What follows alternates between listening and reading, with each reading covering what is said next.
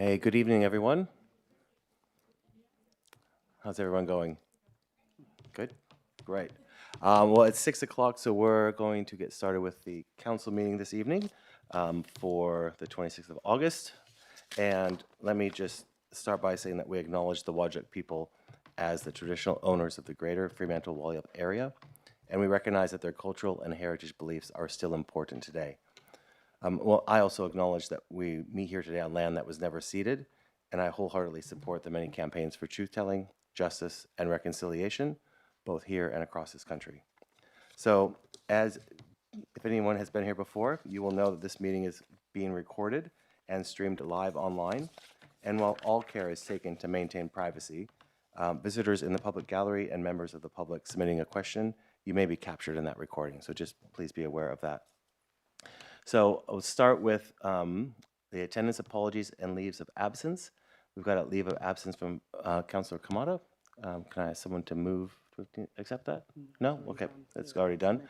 All right, and then we've got 3 leaves of absence, one from Councillor Graham from Monday the 28th of September to Friday the 16th of October inclusive.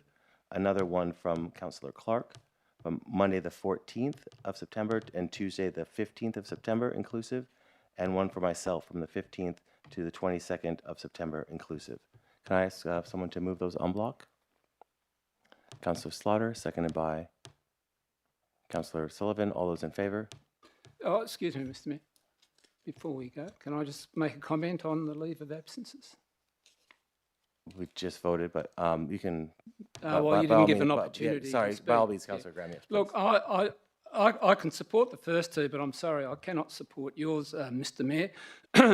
You seem to be having this while the electors' meeting's being held.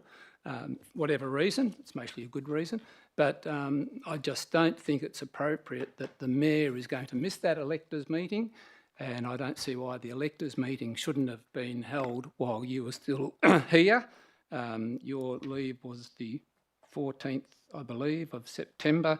We've got over 2 weeks. We've got tomorrow night free. We've got about 4 nights free next week. It could have easily been held when you were in the chair. And I strongly believe that you should be in the chair for the electors' meeting. So I will, even if I don't have to support my own leave of absence, I'm not going to support this. Fair enough. We do have a motion on the floor to move all those 3 en bloc. So all those in favor?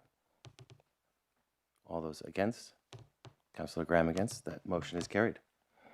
Are there any disclosures of interest by members? Sorry, before we get to that, Mr. Mayor, can I just note in the attendance that Councillor Van Dawson is stuck in traffic and should be here shortly. Yes, thank you, Councillor Slaughter. That would be funny. Disclosure of interest? Thank you. I have a disclosure of interest on the item Planning Services Committee 26084 in regards to the short-term rental accommodation application at Knutsford Street. It's an impartiality interest commercial. I work on short-term rental accommodation matters in my day job, so I'll be leaving the chamber for that item. Great, and thank you, Councillor Williamson Wong. Are there any other disclosures of interest? Seeing none, we'll move on to the responses to previous public questions taken on notice, and there were no questions taken on notice at the previous meeting. And then we'll move on to public question time. Now, just want to thank everyone for indulging me with my voice, because I've caught a little bit of a cold flu thing. You might be able to pick up on that. So my throat is a little bit sore. I got a Lemsip here and some Strepsils there. But we got a lot of people to speak tonight on items that are both on the agenda and off the agenda. So everyone that is here to speak will have 3 minutes. When that 3 minutes is up, you'll hear a bell. And because there are so many people, we're going to hold people to that 3 minutes. So if you haven't finished up, please do so like right away, because we need the next person to speak. And because we have such a diverse group of people, we'll start with the people that are here to speak with items that are on the agenda. That way, if you want to have your say about item on the agenda and then go home and watch this online, you're more than welcome to do that. But after we get through everyone here that's able to speak to items on the agenda, then we'll move on to folks that are here to speak to items that are not on the agenda. Does that work for everybody? Yeah, great. All right. So we'll start with, we have, let's see, Anil Nair for item 1. Great, Anil. And so when you hear the buzz at 3 minutes, please just wrap your comments. Thank you. Sure. Good evening, councillors and ladies and gentlemen. My name is Anil Nair. I am the Commercial Area Manager for Secure Parking. Secure Parking understands and respects the city's long-term vision for Fremantle and supports objectives of increasing walking, cycling and public transport use. However, we submit that the University of Notre Dame car parks are a special case. For the past 2 years, Secure Parking has partnered with the university to manage its car parking facilities, making existing university parking infrastructure available to the public during evenings, weekends, and public holidays. Importantly, this is not a proposal for new parking. It is a proposal to continue a shared use arrangement that has already been operating successfully for 2 years. The officer report predicts increased traffic impact that compromises the West End, yet after 2 years of operation, we see no evidence of that. What has been demonstrated is community benefit. Now, not everyone accesses Fremantle by public transport. Young families travelling with children and older visitors to Fremantle's museums, heritage buildings and cultural attractions frequently depend on private transport. The city's planning documents acknowledge that around 85% of the trips into Fremantle are made by car still, and it's even more relevant today while the Fremantle traffic bridge is out of service. Access routes remain constrained, travel patterns have changed, and taxi and rideshare availability can be challenging during evenings and peak periods. For many who are visiting the area, driving remains the most practical option. These car parks therefore directly support Fremantle's economy, which attracts about 1.3 million visitors each year to its local restaurants, bars, hotels, retailers, and entertainment venues. Parking is not the destination, rather it enables access to the destination. Now, this generates about $1.3 billion to $1.7 billion annually and supports more than 6,000 local jobs.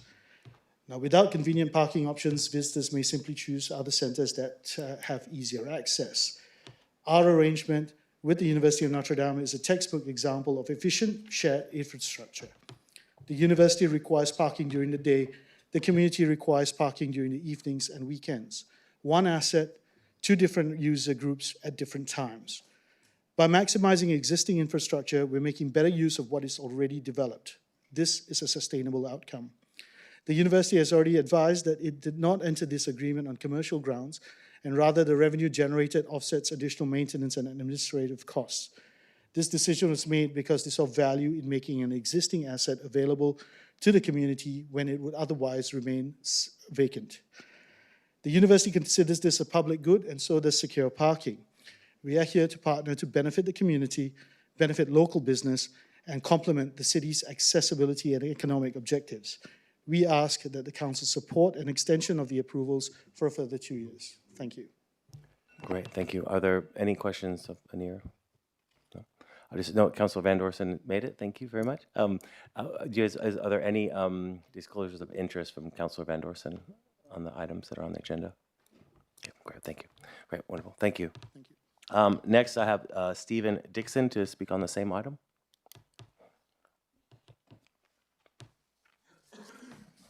Good evening, ladies and gentlemen. Full council, really appreciate the opportunity to add to what Anil's already said this evening on behalf of the university. I would just like to point out a few kind of points I think that have been addressed, but just to give the comfort to the full council that we're in full support of this application. And further, the out-of-hours on-grade car parking at the university, I would reiterate, is a public good. The university didn't enter into this arrangement in relation to a commercial venture. It was primarily to ensure that we have supporting the community and indeed the local commercial operations within the High Street and the West End.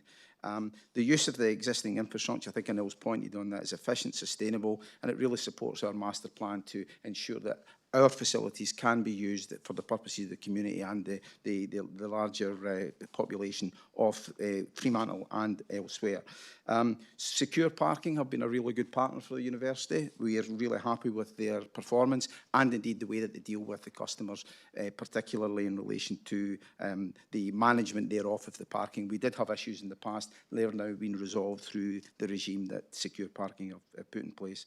So we are really in support of this. We think it's a public good. It's not for commercial grounds. It's not that the commercial purposes of this is not our primary concern. Our primary concern is to add something back to infrastructure that's not used of an evening. And I would ask the full council to fully support the application. Thanks very much. Great, thank you. And there's one other person here to Excuse me, speak Mayor. on. Is it possible for me to ask a question? Oh, of course, sorry, Stephen? sorry. Is it possible for me to ask you a question?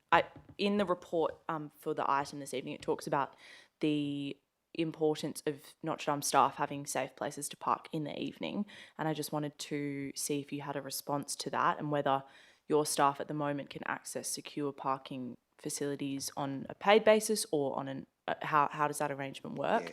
And are there many staff that are trying to access parking in the evening that need a safe place to be?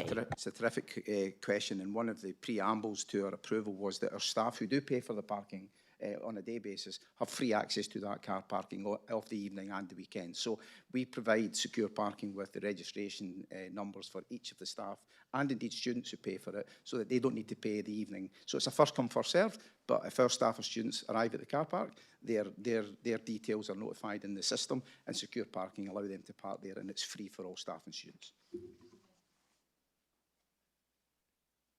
All right, next we have Lachlan Denny to speak on the same item.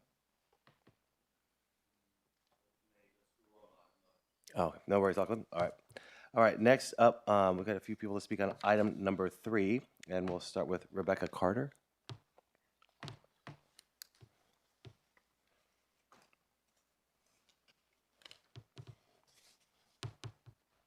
Thank you. Good evening, councillors. I'm Rebecca Carter and I'm the owner and occupier with my family of 5 Manning Street. Thank you to the councillors who took the time to attend the site visit yesterday afternoon. Greatly appreciate the opportunity to show the property, explain the background of the application and allow you to see firsthand the situation. There is one key point that I would like the council to consider this evening. The application before council is for the retrospective installation of a polycarbonate roof sheeting over a previously approved first floor terrace pergola. The application is not for the aluminium privacy screening, and while the privacy screening has become a significant part of the discussion, we retrospectively submit that these are 2 separate issues. The roof was not installed to create additional floor area, intensify the use of the terrace or gain planning advantage. It was installed as a practical response to a significant water ingress affecting our home. We understand the water ingress itself is not the planning issue before us tonight. However, it's important context that it explains why the roof was installed in the first place. We are now seeking retrospective approval to retain that roof. We selected polycarbonate 2000 clear polycarbonate, which is tested to diffuse light transmission at 93% under the Australian standards. The material was specifically chosen to maintain natural light, minimise impacts on the neighbouring properties and retain open character of the terrace. The screening is a separate issue to the roof and not part of this DA. The privacy screening was installed separately in good faith as part of our approved development and on the understanding that it addressed the privacy requirements associated with that approval. The approval planning consent required privacy screening to be provided in accordance with clause 541 of the residential design codes. The planning approval did not prescribe a specific product, rather it required privacy outcome to be achieved through suitable screening or glazing treatments. The louver screen installed in good faith as the selected privacy treatment while maintaining airflow, light penetration and open character of the terrace. We acknowledge that planning has concerns regarding the aspects of the screening and certain viewing angles through the louvers. However, we ask whether concerns relating to the effectiveness of the privacy screening should determine the outcome of this DA before you. The application is fundamentally about the retention of a highly light transmissive polycarbonate roof. The Planning Services Committee chose to defer the matter than support the officer's recommendations for outright refusal, and we believe this reflects the fact that the practical solution may be available. We are not seeking to avoid compliance. We ask Council to assess the roof on its own merits and consider the louvers separately. For those reasons, we request Council support the application or alternatively support a pathway that allows any remaining concerns to be resolved without refusing the application outright. Thank you. Great, thank you, Rebecca. Are there any questions from elected members? All right, seeing none, we've got another person to speak on the same item, Martin Cabot.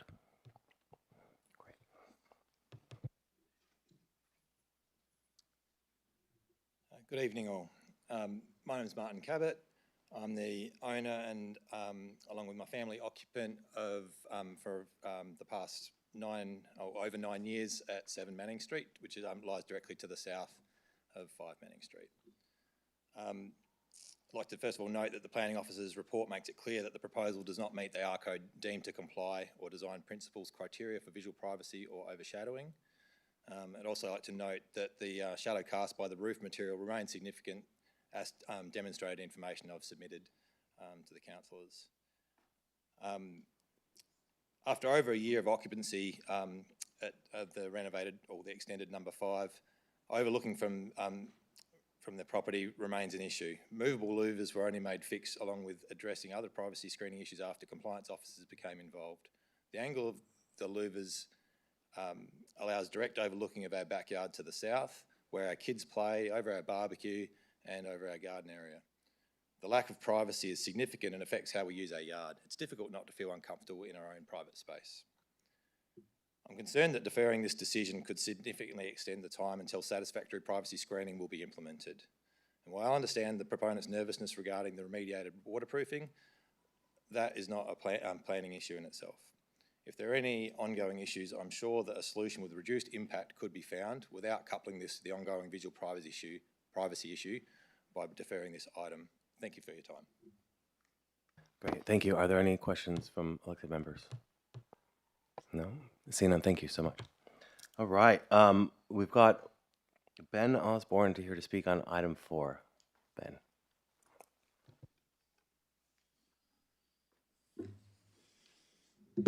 Hi, Mayor and Council members. Thank you for hearing from me tonight. I was here 2 weeks ago at the planning approval meeting for short-term accommodation approval for my apartment here in Fremantle. On that night, the application was approved 3 versus 2. So I suppose I'm back here tonight to just repeat comments from that night. And in my submission, everything's in there. I just want to detail some of the points. First being that I've had the apartment operating from December 25 to May 26. Didn't receive any complaints from other residents within the building. Your office received 7 submissions of concern from residents within the building. I think they reflect the operating of another apartment within the building that was done by a third party. So I'm managing the property myself. I think I'm quality controlling the tenants that are coming or the residents that are staying. We did have an EGM maybe a month ago, and the request to have short-term accommodation ceased was not voted for. So the majority of the members at the EGM did vote to have short-term stay continue within the building. So I suppose, look, they're just the few points I wanted to make there. Thank you very much for your time. Thank you. Offense if I leave after my comments now, if that's okay. Absolutely. I'll just ask if there are any questions from elected members before you leave. Seeing none, yep, and you can watch the rest of the proceedings online if you wish. Thank you, Ben. On the live stream. All right, we've got a few people here to speak on item 7, and we'll start with, looks like Digby Hill. Did I get that right? Oh, great. Hi, my name is Digby Hill. I'm a member of a Whitecombe Valley community and also a musician performer, having done a lot of things with community groups. I was at the council-generated community engagement thing on the amphitheatre, so I'm actually addressing the budget issue. I've only just learnt in the past couple of days that there is a budget issue with Booyambara Park specifically. There are 4 major projects in that park, which we were hoping were going to go ahead. And it looks like, from what the budget is putting forward, that none of them are going to be done for another few years. The community engagement was something that was very, it was one of those things we came along and everybody there, apart from 2 people, were incredibly enthusiastic that something was actually going to happen. So with Booyambara Park Amphitheatre, it was... The ideas that were discussed that day were a kind of place for a picnic, an open space for people to walk through, a space so the bicycles could go through, and also a place for the community music, community theatre, community dance, and other things. Acoustically, it's perfect for all three of those things.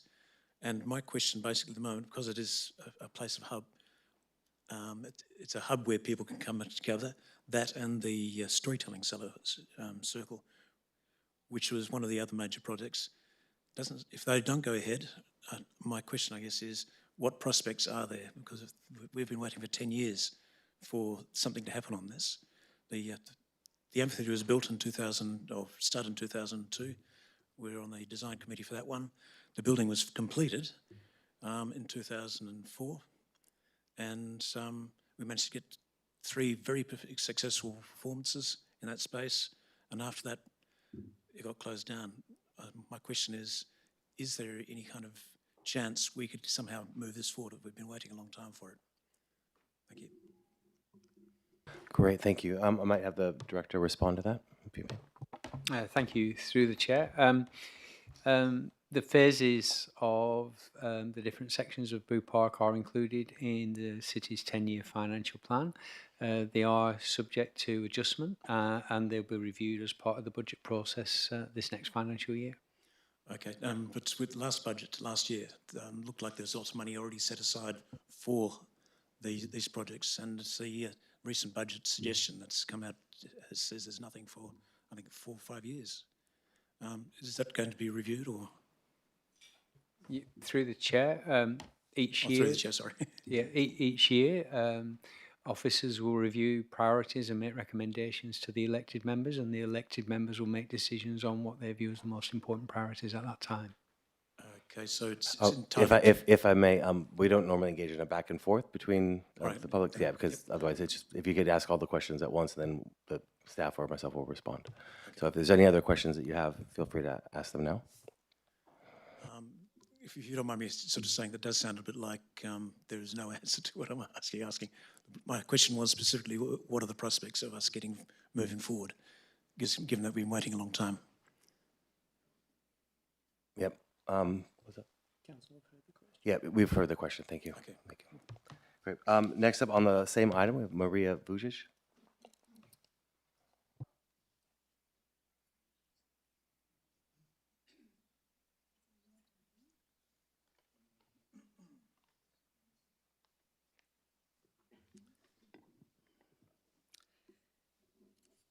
Tonight's council is being asked to adopt a 10-year financial plan. Ratepayers are entitled to understand what it commits. Over 10 years, annual rate review increases by 54%, from 70 million to 109 million. Employee costs increase by 36%, yet the city forecasts operating losses for the first 6 years. The plan assumes another 25 million in borrowing, 10 million for a parking facility and 15 million for the leisure centre. This is on top of the Wallyup Civic Centre loan, with approximately 5.5 million still outstanding in 2035-36. The reserves, the city's savings, peak at 48 million, mostly due to approximately 25 million in assumed asset sale proceeds in 27-28, namely from the Knutsford Street depot. Then they fall to 25 million. The next generation is being handed higher rates, more debt, declining reserves, and a growing maintenance burden, not sustainable surpluses. The city's 3.75 Hilton Park grant match is identified as municipal funding, but ratepayers have not been clearly told whether it will ultimately come from rates, reserves, asset sales, or deferred projects. Nor are the costs of asbestos remediation, removing 26 trees, establishing 61 replacements, and ongoing maintenance separately disclosed. Consultation referred to removing some trees. We now know it means 26 trees. A private owner must obtain approval to remove a regulated tree, while clause 2.1 of the tree policy exempts the city's activities on city-managed land. Fremantle's canopy is approximately 13% compared with around 19 to 20% in neighbouring councils. Its planting program has delivered only half the original 10-year target. When the city is free to clear what it would refuse a resident permission to remove, it becomes the greatest single threat to the tree canopy it claims to protect. Council's language on transparency and the urban forest is disconnected from what is happening on the ground. If works are already under contract and the pause now risks penalties, that liability sits with council, not the community who participated in good faith. Great, thank you, Maria. That was a statement. I didn't really hear many questions, but I'm happy for, I've got 4 questions here. if you want to submit them, you're more than welcome to. And, I'll Yep, the time is up. Yeah, thank you. Next up, we've got another speaker on the same item, Juris Varpins. With respect, could I? Oh, yeah. Sorry, Steph, I was saving you till last because I thought you wanted to speak last. But if you want to go before Juris, you're more than welcome. Thank you. Sorry, yes, sorry. My apologies. No. Good evening, elected members and officers.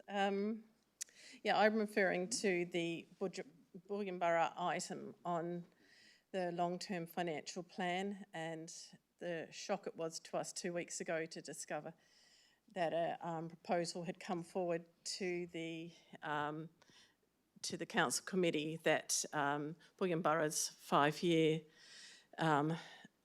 budget that had been proposed last year was going to be pushed out to 6 or 7 years into the future. I'll come back to that, but I'll take us back 20 years ago, and I was here in front of the council, and on behalf of the Bullion-Borough Friends Group, which some members are here today, and receiving a state government award that the city had also been awarded. It was about a partnership that was award-winning between council and community in the city. It was a platform that Bullion-Borough Park was founded on, and it's continued over the decades since 1997 when the vision was started, and the reference group began in 99, and healing ceremony was conducted and the park began. We've hit some roadblocks along the way in that partnership though. There was one back in 2004, 22 years ago, when work slowed to a halt on the northern projects in the park. The wetland, the olive grove, the storytelling circle, the amphitheatre. 22 years on, we are still waiting. We haven't had any budget put through for these projects. Last year, we finally had the trust rebuilt that these items were going to finally be finished. We trusted that would recommence. We've not been sitting idly in those 22 years. We have been caring for our beloved park. We've been weeding, we've been planting, watering with the natural areas parks officers, a great partnership. We've been supporting community events, festival events.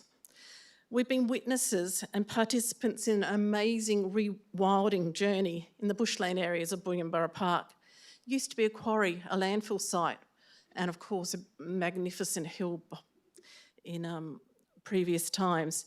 But now, again, it is home to bandicoot, to fairy wrens, to bobtail, to water birds, to ground nesting rainbow bee-eaters, to rare birds that you don't see in urban areas. It is an amazing experiment that has worked.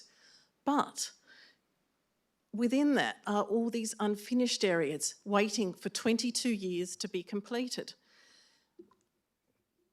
They are dusty, weed-ridden, attracting graffiti, waiting for the budget to be set to finish them. And it was last year that budget was set, and this year that this amazing consultation was occurred. The community got on board and we embraced it. Various groups met within the park.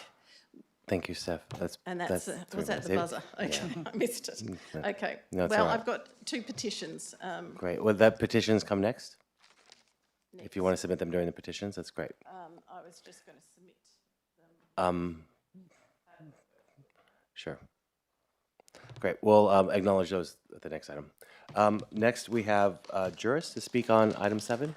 Thank you, Steph. Yeah, thank you. Name's Juris Varpens. Moved to Freo in 75, bought my house in White Gum Valley 40 years ago, and have watched Boo Park become, in my humble opinion, the single biggest improvement in the area. I'm speaking to support the Friends of Boo Park, but also as a member of the White Gum Valley Community Orchard Group, to really bring just a picture to the discussion, an image of what happens on that northern fringe of Boo Park. Every year, the Community Orchard Group organises and helps run an annual olive harvest. It's a community celebration. It involves multi-generational family groups and friends. Also, we now see a number of the elderly residents from the Italian village coming along and joining long table lunches at this event. La Cosa is known by our Italian community as a deeply social tradition transplanted to Fremantle with much spirit, energy and love. The event activates the community and that northern edge of Boo Park in a most wonderful way. Just to see elderly residents and kids interacting the way they do is a truly heartwarming thing. The belief, as Steph outlined, that the area would be soon receiving a positive and some creative attention brought much excitement and joy to community members. And people started to think that their hopes were being realised. The news that the can's getting kicked down the road, potentially, has been really disappointing and upsetting, and for many community members has felt quite offensive, given what they were led to believe was going to be happening. I just wanted to conclude that I fully support the petition that's been tabled, asking that existing plans in place be supported and honoured going forwards. I understand financial pressures, but this has been a very long time waiting to get some development happening in that space. Thank you. Thank you, Michael. Next, I have Michael, sorry, Juris. Next, I have Michael to speak on item 12. Michael Wern. And 'cause this is kind of a quasi-planning kind of thing, so if there's questions, we can take questions after this as well. Okay. Yes, good evening. I'm Michael Wern, a committee member of the Leighton Action Coalition, which has been advocating for good coastal management and protection of the Leighton Port Beach coast and surrounding adjacent land for more than 25 years. First of all, on behalf of Leighton Action Coalition, I want to thank the City of Fremantle officers and council for your excellent work and ongoing support regarding the urban deferred status of this very important piece of coastal land just behind Port Beach. However, we've been very disappointed in the way the WAPC has engaged with the community on this important issue. Critically, when we wrote asking when the opportunity to provide comment on foreshore setbacks, the response from the DPLH was as follows. There are no upcoming opportunities to comment on the extent of the foreshore reserve. A considerable body of technical work informed the progress of this item through WAPC and through both Houses of Parliament. Now, I don't know what sort of community consultation that constitutes, but when the public has no access to the body, this body of technical work.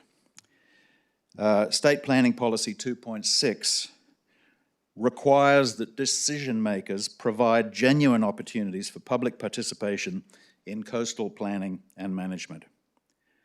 Under this policy, the WAPC is required to publish the information it uses to determine the final extent of the foreshore reserve. This transparency ensures the community has the information needed to provide informed input through a public engagement process. Unfortunately, the rezoning process has actually been quite opaque.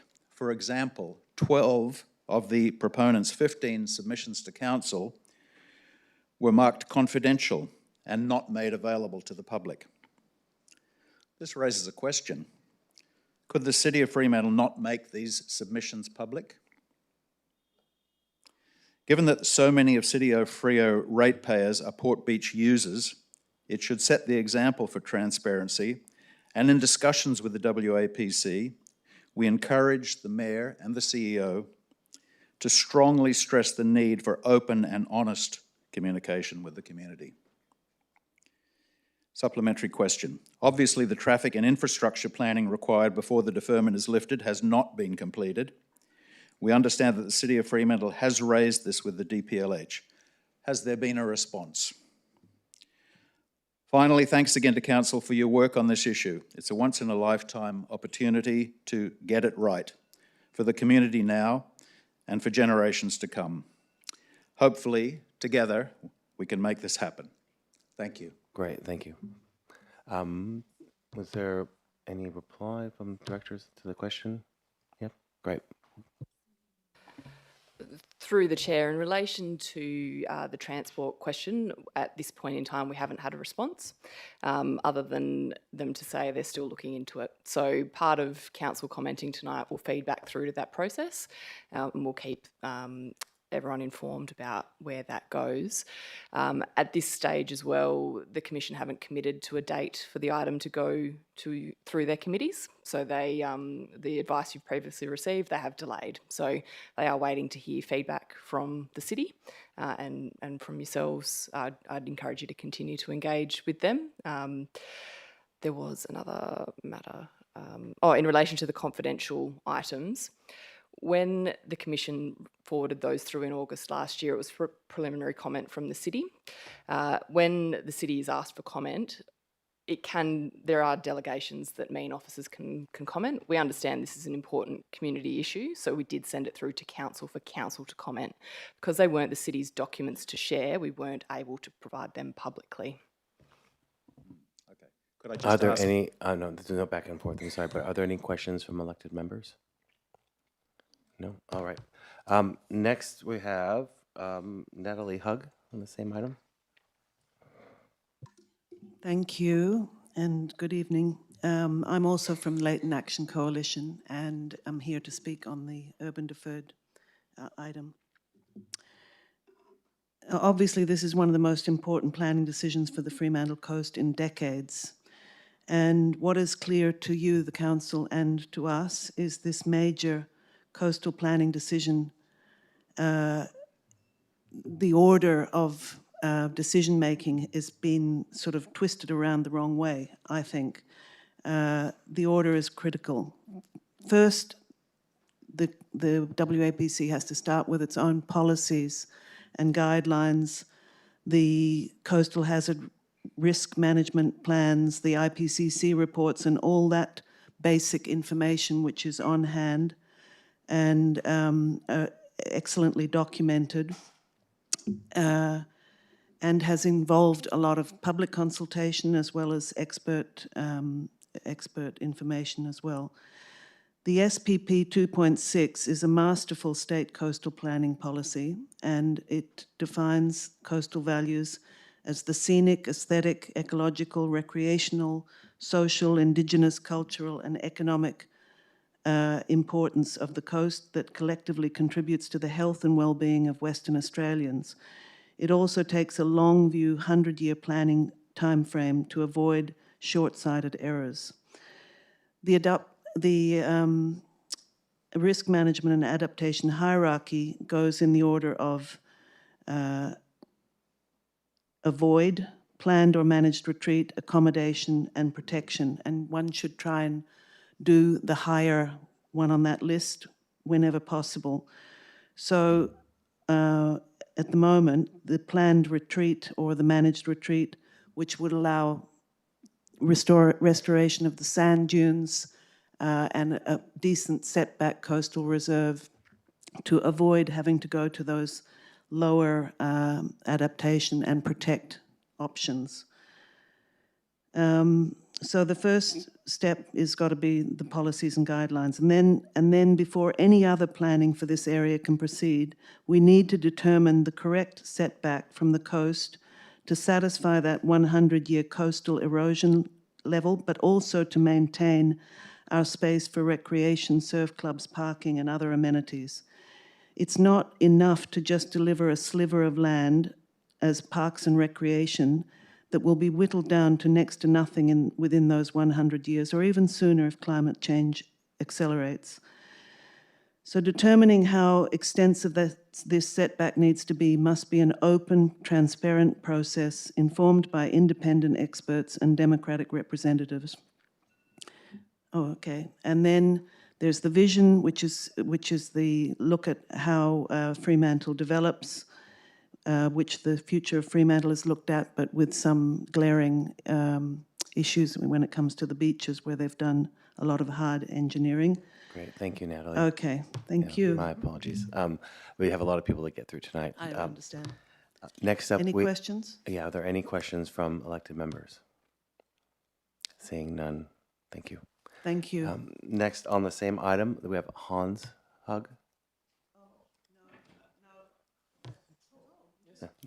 Great, Thank you very much. My wife Natalie, but I'm not in the Leighton Action Coalition. And the bigger picture is, of course, that this was industrial land, an enormous area, 25 hectares, I believe. I don't know all the details. So some rich people come along and they buy it all up in the foresight that it will be, become urban and, of course, make a huge buck. So we have that on one side. It's already been urban deferred, and next it will be urban. They have JDAP on their side, okay, stacked with developers. McGowan introduced this fast tracking during COVID, and when COVID went, he left it in, okay, and hasn't been taken out. On the other hand, we have Leighton Action Coalition. For 25 years, they have worked unpaid, of course, in the interest of the community. So all people in Fremantle, but also from, I believe, 100 suburbs, and of course, visitors, to be able to go to a beach that is not wrecked with walls and construction, where you actually still have a little bit of nature. This is of course also mental health. This is attraction to Fremantle. This is so many things in the interest of the community and the city of Fremantle. So we have these two totally uneven powers, and it's in your hands to actually stop this, or at least amend it in a way that the community doesn't totally miss out. Last bit, read that. There should be no further action lifting the deferment or challenging the zoning from industrial development in the city's local planning scheme until we have the new CHRMAP. And yeah, okay, why don't you, sorry. All right, I think you get the gist, sorry. And don't forget your phone, Natalie. Thank you, Hans. And that's a CHAR map, by the way, the abbreviation. Now, that's all the registered speakers that we have for items on the agenda. Is there anyone else that wanted to speak to an item that's on the agenda this evening? Oh, so, yeah, oh, yes, please, Jerry, sorry. No worries, yeah, please.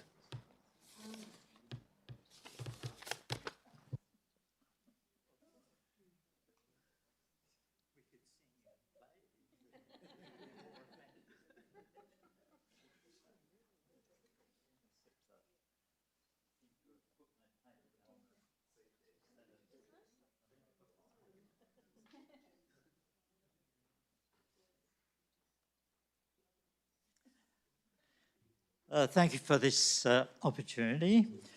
I am going to speak on behalf of the North Fremantle community as the convener of the North Fremantle Community Association, in support of the committee's recommendation to oppose the lifting of the urban deferred. One would wonder why it's come up at this particular moment, just out of the blue seemingly, but if you Google Andrew Forrest and North Fremantle, this is what you will see. Australian mining billionaire Twiggy Forrest has established a significant property and commercial footprint in North Fremantle. Major property acquisitions and projects, former Shell Oil Terminal. In 2024, Andrew Forrest's private investment firm acquired a massive 15.2 hectare parcel of coastal land for 106.77 million. That is the land subject to this amendment, of course. His long-term vision for the site is a major residential and commercial precinct pending state government approvals. Perhaps this is the explanation. Forrest is not a man to sit idly by while paying interest on his $107 million investment, and who could blame him? But he would be well aware of the WCAPC's own conditions on the lifting being met, these being principally to do with the transport and determining detail of the appropriate coastal zone provision. There is also that forgotten exercise, the Future of Fremantle study, willingly entered into by council and community as an opportunity to create an urban paradise on the North Fremantle Peninsula. Plucking a large chunk out of it will seriously jeopardise the vision of that study and be the dog that wags the tail in the future of the vast area around it. As for the coastal zone, there's no comfort in the proponent has prepared a North Fremantle Coastal Hazard Risk Management and Adaptation Plan, which proposes a full coastal retreat option and blah, blah, blah, concludes with certain numbers, which I won't quote here, but except say they are highly disputed, and if we should be following Natalie Hoog's recommendation that the future plan be subject to full public scrutiny and expert advice and so on, and not just. I mean, since when have critical issues been left in the hands of those developing the subject land? There's even less comfort in the EPA's decision to not assess, based on their assertion that Jerry, potential... I apologize, but we've got 15 more speakers tonight, so... Would you mind if I give you my concluding sentence, which is... Please do. The WAPC states that the WAPC states explicitly there will be no further submissions. Demanded is further evidence, if any was needed, of our independent state planning authority abandoning planning to ministerial edicts. Thank you so much, Jerry. We appreciate that. Now, are there any other speakers on... Sorry, are there any questions of Jerry on this item? Seeing none, thank you. Are there any other speakers for items on the agenda? All right, going once, going twice. Did you ask me something? No, that's okay, Jerry. No, we really appreciate you making the time to come here this evening. Okay, so we've got 15 registered speakers that are all on a Hilton Park item, so I'm just going to go through them one by one. First up, Apollina Orleni, is that right? Yeah. You're number one. When you hear the buzzer, though, please, if you haven't wrapped up, please do so. Thank you. Thank you for giving me some time to actually express my concerns about the removal of 26 trees and the placement of more turf in the park. I live in Hilton. I actually go to that park at least once a day, most days of the year. I walk there with my dog. Obviously, I'm not a sportsman, as you can see. But when I go past and I see heaps of people playing sport, families having a good time, I enjoy that. That makes me feel like I'm part of a community. Nothing against the sport. I just want to let you know that I've no personal objections to any sport taking place. I just, we go there in the mornings, walking a dog, and there is, of course, no sport, because obviously the sports fields are there, but they're empty. They're empty most of the time. They're filled with dog walkers and maintenance people, because, of course, those areas are high maintenance, water-consuming, sun-drenched areas. So we go and stand in the shade, we look for the shade.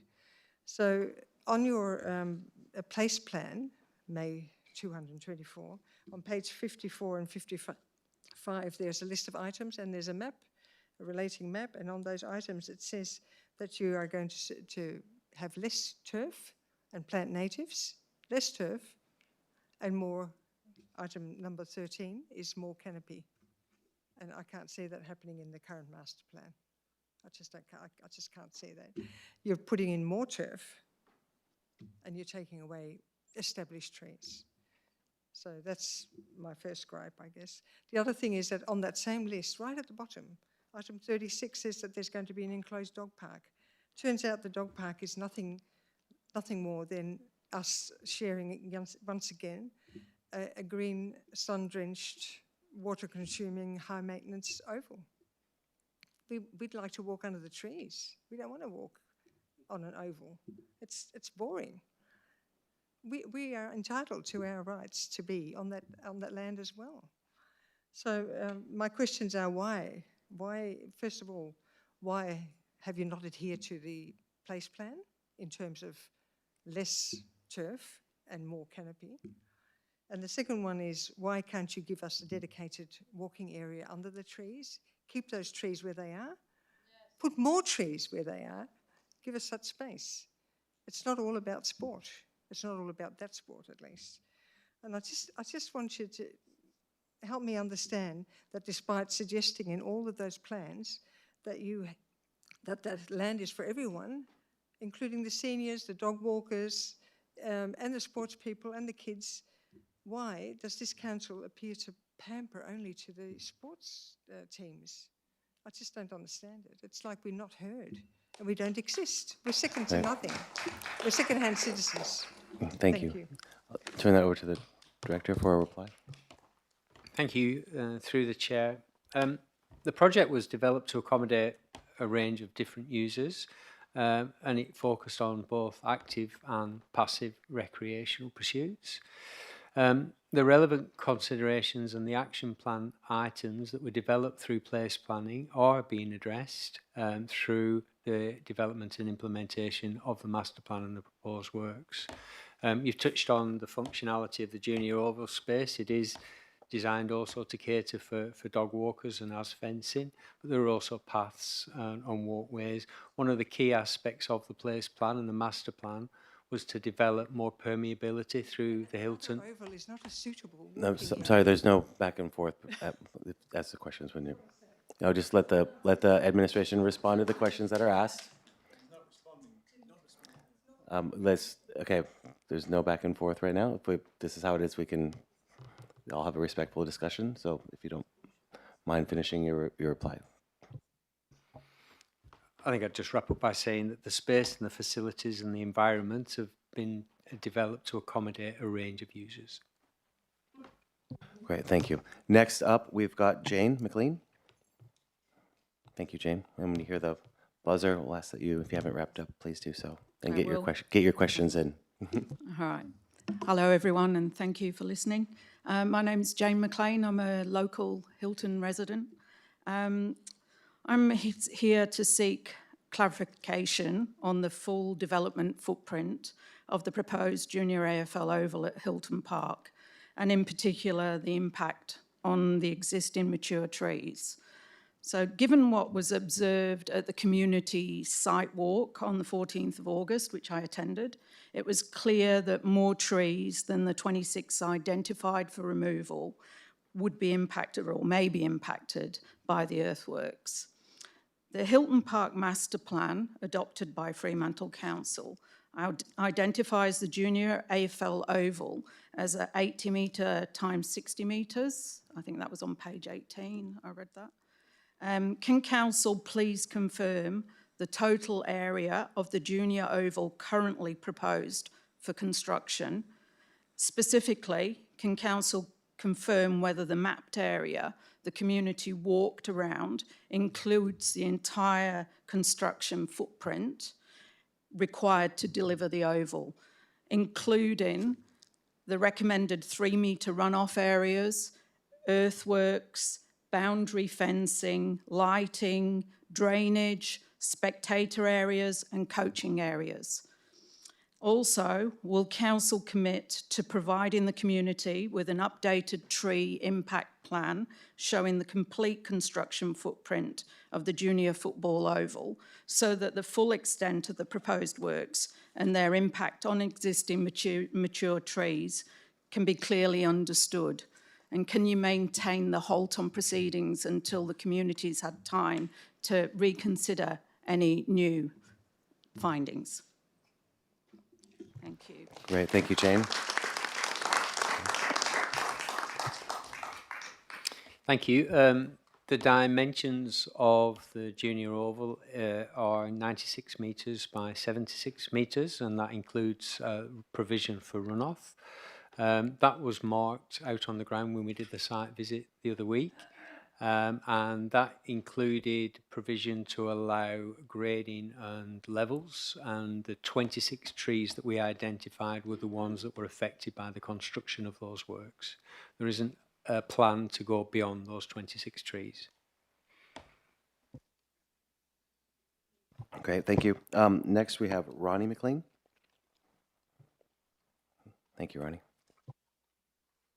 Hello, evening everyone. I'm the husband of Jane. I've read through the Council's 2024 master plan, which includes options analysis. The option analysis presented is limited, and the options that are presented are not sequential. What I mean by that is one option maybe number 2A, and then it jumps to option 4, and then may jump to option 5B. So from that, I'm assuming that some options considered were not presented in the master plan. So my first question of 2 is, can all options that were considered in the more extensive options analysis be presented and released for public review, including the reasons they were not considered further? Since the release of the master plan in 2024, some things have changed. For example, the Ken Allen Field is no longer being used by Perth Glory as a training facility and no longer by the Roosters League Club.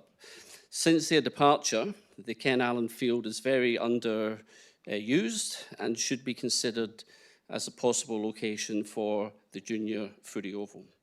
This leads me to my second question. Considering the obvious objections by large parts of the local community, which has been represented in last Wednesday, last Friday, and tonight, the local junior oval being constructed in the Dick Lawrence ovals, which is the council's preferred locations, which means the felling of large amounts of mature trees, will Fremantle City revisit all options in order to assess if a better location for the junior footy oval can be found? All right, thank you. Thank you for that. You want to respond to those? Yep. Through the chair. There were a number of options initially explored by officers. These were refined down to 6 scenarios, which were documented and used in the reference groups. Yep. The reference groups ran through those 6 options and developed proposals. Now, the master plan options that came through, some of them involved AFL, junior AFL pitches, I think about half of them. Some had a primary focus on. There's no back and forth. Some had a focus on ecological scenarios, some had a soccer bias focus, and then there were more balanced versions. It was the more balanced version that was agreed by the reference group as probably the preferable one and was developed through the master plan stages. So they've been tested, and that included with community groups and members. The feedback on the preferred scenario has been good, and that is the one that we've used for community engagement. We have as part of the analysis, the master plan covers the whole of Hilton. So we're only talking about stage 1, which is the northern section of the park. Analysis has been carried out in terms of usage around soccer and the Ken Allen Field and all the other areas, and this was felt to be the best compromised outcome in terms of the feedback that we have from all the different stakeholder groups. Great, thank you, Graham. Next, we have Lehani Williams.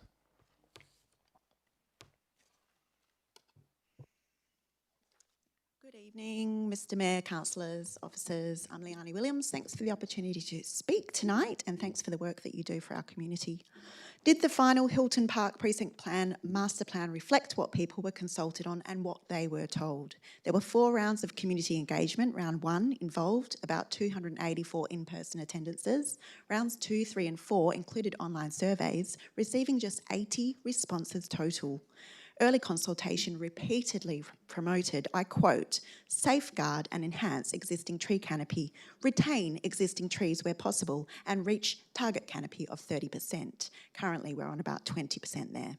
When people were actually asked about tree removal, about 30% opposed any removal whatsoever. Another 33% would only accept removal with mature size replacements. The final master plan survey saw only 36% of respondents supporting it. 55% somewhat supported the master plan but wanted changes. 9% didn't support it all.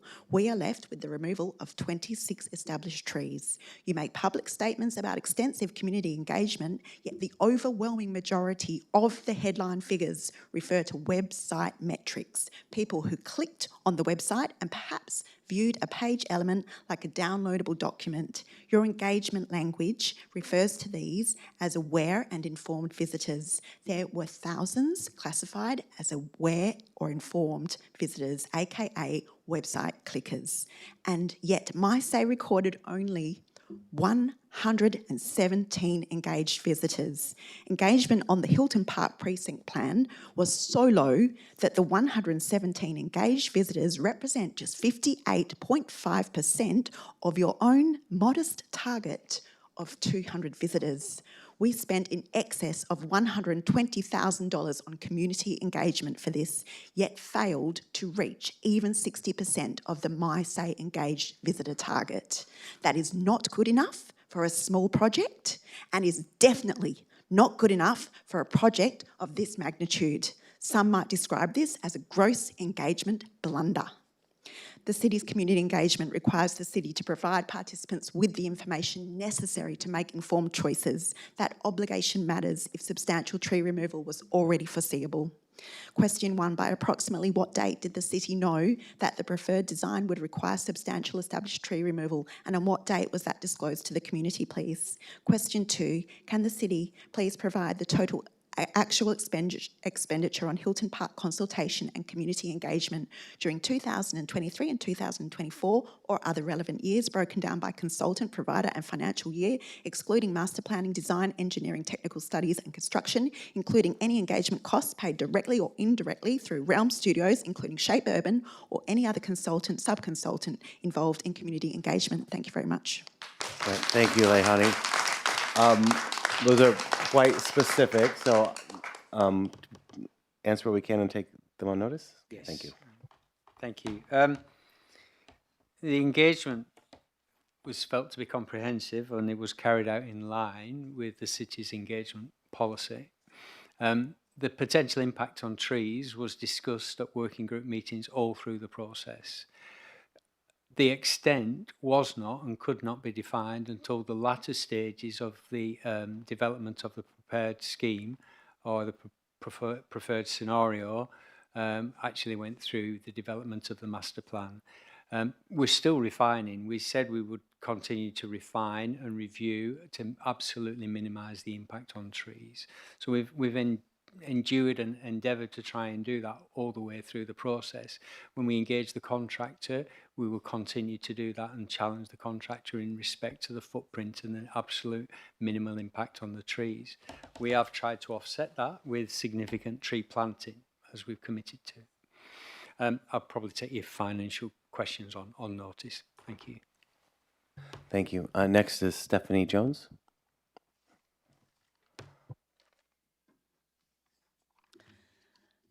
Good evening, Mr Mayor, councillors and officers. I'm Stephanie Jones.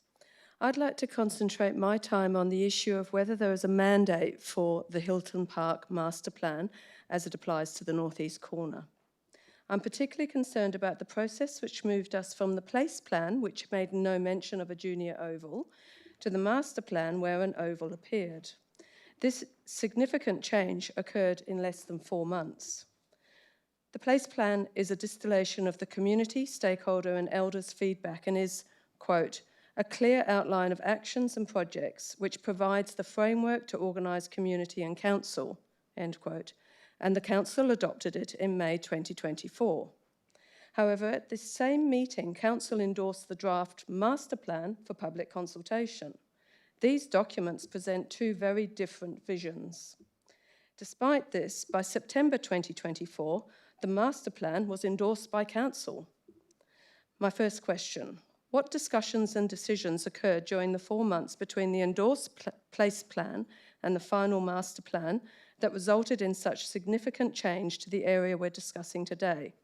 Who participated in those discussions? And can the city provide the minutes, project team records, consultant advice, or other documentation recording how those decisions were reached? Second question. The master plan received only 22 responses. Was that low response rate identified and discussed by the project team, consultants, administration, or council? Did anyone question whether a response of approximately 0.05% of the Fremantle population provides sufficient confidence to proceed with a redevelopment of this scale and cost, nearly $8 million? If it was discussed, can the city provide the record of those discussions? If it was not discussed, why wasn't such a low participation rate considered significant? 3, earlier stages of the Hilton Park engagement used up to 5 different methods of disseminating information and seeking community participation. Why were the place plan and master plan stages subsequently communicated primarily through My Say Freo? Who made that decision and why? And finally, My Say Freo had 2,800 registered users in 22-23, according to your annual report. Of those registered users, how many were residents or ratepayers of Hilton, Beaconsfield, or the City of Fremantle? Noting that My Say registration is also open to people outside the city. Was there any assessment or discussion about whether My Say alone would provide a sufficiently broad or representative sample of residents for the place plan and master plan consultations? If such an assessment occurred, can the city provide it? Thank you. Thank you, Stephanie.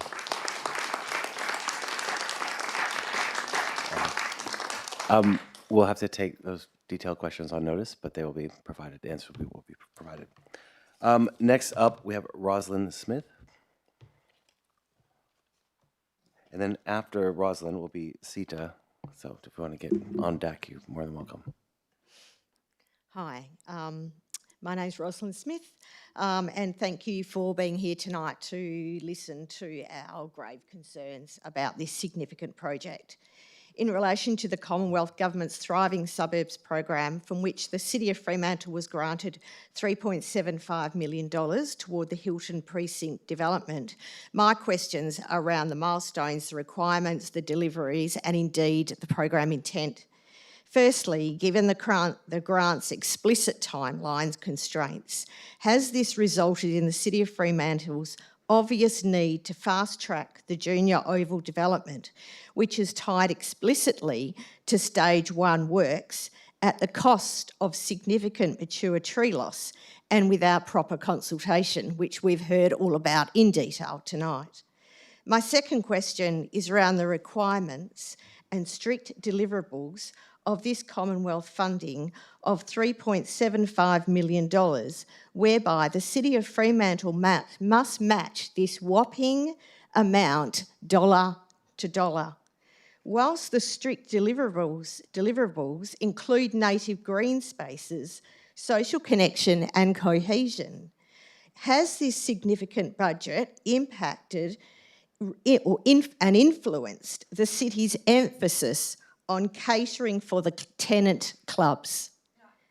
Has the potential income stream of tenants resulted in the decision by the City of Fremantle to increase the footprint of tenants at the cost of retaining mature trees? Great, thank you for those questions. All right, we'll answer the ones that we can for sure. Thank you, through the chair. I think it's probably worth pointing out that the premise of the Thriving Suburbs programme is around increasing community activity in active and passive recreation, and particularly gender-neutral facilities, and supporting increasing participation in female sport. That's one of the driving things that the city have looked at and worked with the clubs to try and accommodate. We will continue to engage with the funding body, and we will make sure that we manage our timelines and milestones. We haven't fast-tracked anything. The programme is as we set out. The tree removal preparatory works were initiated as programmed to commence the delivery of that stage 1 northern section, noting that we have an asbestos pre-work package that we've commenced on initially. Great, thank you. Next up is Sita. I'm sorry, did I pronounce that correctly? And after Sita, we have Mark. Great, thank you. Good evening, councillors. Can you hear me? Thank you for taking the time just to let me voice some concerns on behalf of the people inquiring about the tree loss at Hilton Reserve. So my name is Sita Bresnahan and I'm a consultant arborist. So I've just got a request to have a look around the site and, based on the plan provided, give an estimate of how accurate that tree loss is. And so I work on development projects throughout the state. It's what I do on a daily basis. So I can see very clearly from the plans provided and the grade changes that the amount of trees that will be required to be removed, this is 26 that have been required to be removed so far, it's inaccurate. That, and I request from the council that a tree protection plan be provided that has been prepared by a consultant arborist to show clearly the actual impact of these works upon the mature trees in that area. There's some very, very large mature trees on the edge of that development site, and it's in my professional opinion that their retention is incompatible with the current plan that's been proposed. So that's my question. Can that be provided to the community before works be commenced? Thank you. Thank you, Sita. And just so folks are aware, they interject during when people are speaking. It just eats into their time. But is that a question we're prepared to answer this evening, or? We'll take that on notice, Sita. I appreciate you asking that. Next up is Mark Woodcock, and after that we have Melissa Beek. Good evening, everyone. My name is Mark Woodcock, resident of White Gum Valley. My questions on notice tonight relate to the Hilton Reserve Master Plan, focusing on ratepayers' expenditure, local procurement, avian ecological impacts and public health standards. On ratepayer costs, tree evaluation and bird life impact, could council provide the total line item cost to ratepayers for removing these 26 mature trees, excuse me, including stump grinding, outlining the loss of an estimated 1,000 years combined tree growth and how that's reflected in the city's asset registers, and state the formal impact study that was undertaken regarding the disruption to local bird life, specifically the destruction of safe mature roosting canopy, foraging sites and safe hollows for urban species, and what will happen to excuse me, what will happen to the trees if they are finally removed. On the local arborist bidding and quoting, was the tree removal contracted out as an open competitive quote? Were Fremantle or local arborist companies given the opportunity to quote on the job? And how many total companies submitted quotes or tenders before the contract was finalised. On asbestos, because heavy machinery and stump grinding disrupt ground containing asbestos materials, what exact air quality monitoring will the city mandate on the perimeter fencing and any wind change directions for neighbouring residential streets such as Lefroy and Carrington? And will the daily monitoring logs from the independent occupational monitor be published openly for the public to verify? So that's Great. all on notice. Great, thank you, Mark, for acknowledging many of those are on notice, and we'll happy to accept those on notice and provide a reply. Thank you. Melissa. All right, and after Melissa, we've got Sue or Susan Ferreira. Sorry about that. Great, you're up next. You might want to pull the microphone, Melissa. You're not as tall as the last speaker. Good evening, City of Fremantle Council and fellow members of the public.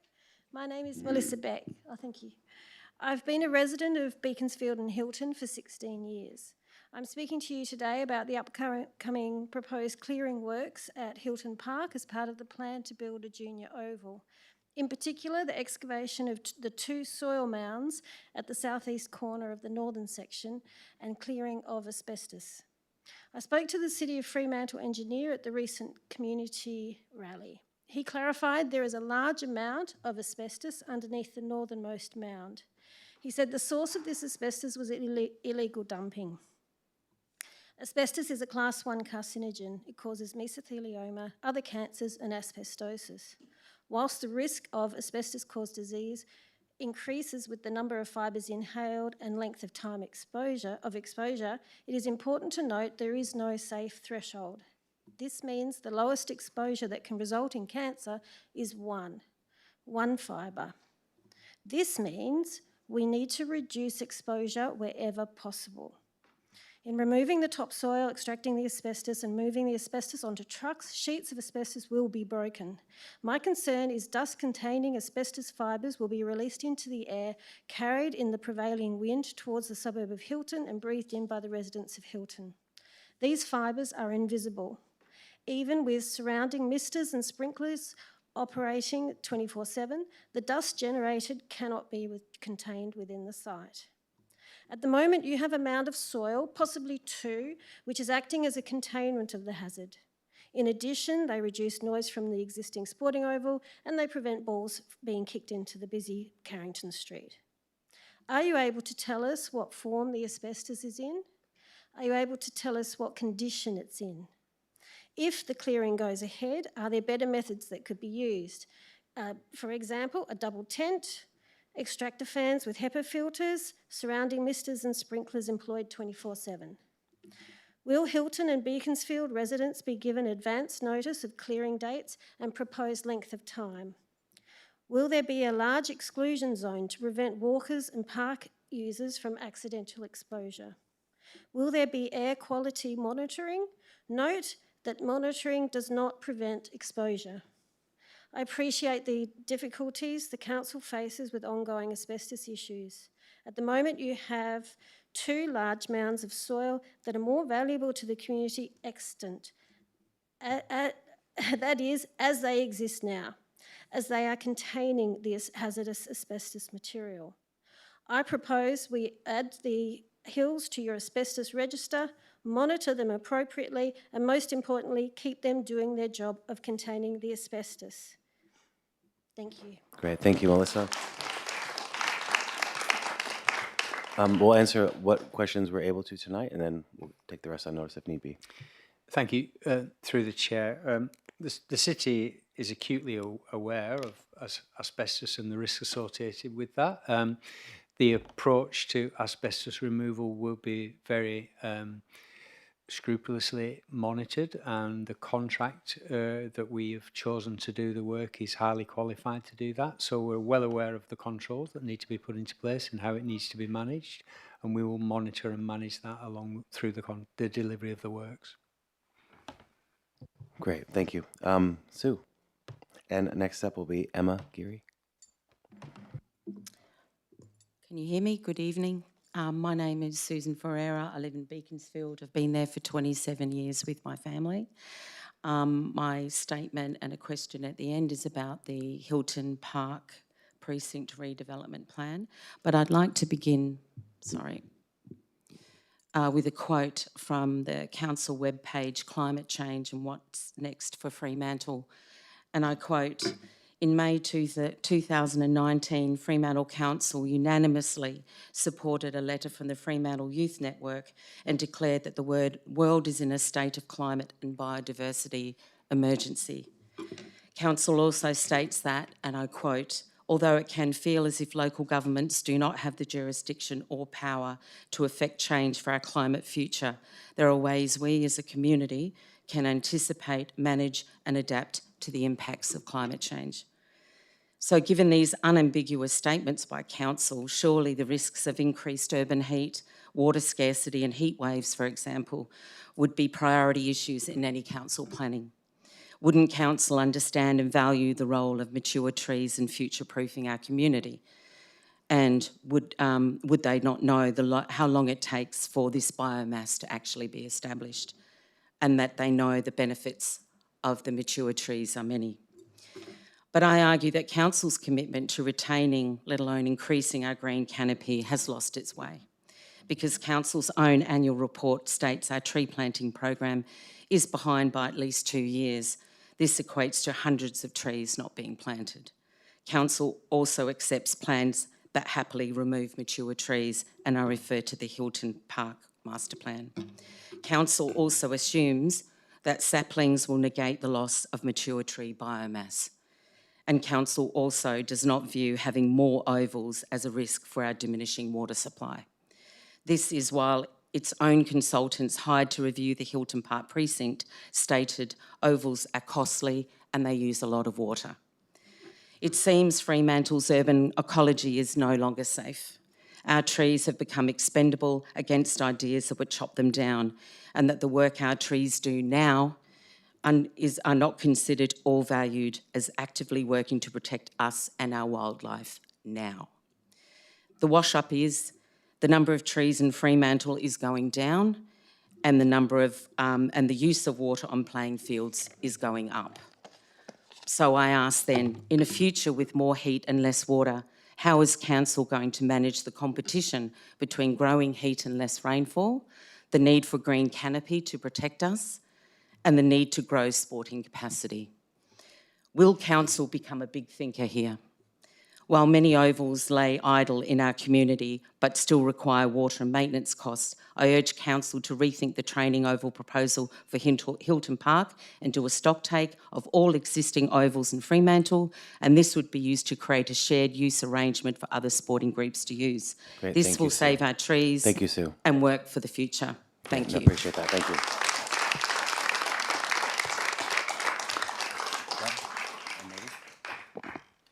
Great, wonderful. All right. Emma, Geary, and then after Emma, Nina. You after Emma. Thank you for your time. I've been a Hilton resident for 22 years, and my questions relate to fauna protection if the project goes ahead. The 26 trees and surrounding vegetation on the proposed oval site are habitat to native fauna, including Carnaby black cockatoos, red-tailed black cockatoos and boobook owls. I understand that the proposed removal of asbestos is being triggered by a voluntary asset development, being the sports oval, rather than a mandatory public health directive. As such, does the city acknowledge that it has no legal grounds to bypass standard environmental impact assessments under state and federal legislation, namely the Biodiversity Conservation Act 2016 and the Federal EPBC Act? On this point, has the city obtained formal environmental approvals to remove the trees which are habitat for black cockatoos and boobook owls? How has the city satisfied its due diligence to map the entire ecosystem of the 26 trees, ensuring small native birds such as honeyeaters that may be nesting in the lower canopy or undergrowth are protected during the ground level asbestos works? Has the city calculated the cumulative legal impact of losing multi-species habitat that simultaneously support top-order nocturnal predators such as owls and threatened seed eaters such as our threatened endangered black cockatoos. How has the city legally justified digging up contaminated soil beneath 26 habitat trees, given that the excavation process risks mobilising asbestos fibres into the air, potentially contaminating bird hollows, the canopy and local wildlife, plus their food source, insects? And how has the council mitigated against birds coming into contact with fibres and spreading that dust further afield than the project site? Thank you. Thank you, Emma. We'll answer the ones that we can tonight and take the rest on notice. I'd probably just sum it up by saying that the city has completed an environmental management plan in respect to the site, and it's identified the risks and the precautions and legislation and the requirements that we need to take, meet and address. And we've done that. In respect to the asbestos, as I perhaps touched on earlier, anything that we did with asbestos would be within the Australian guidelines and standards. Great, thank you.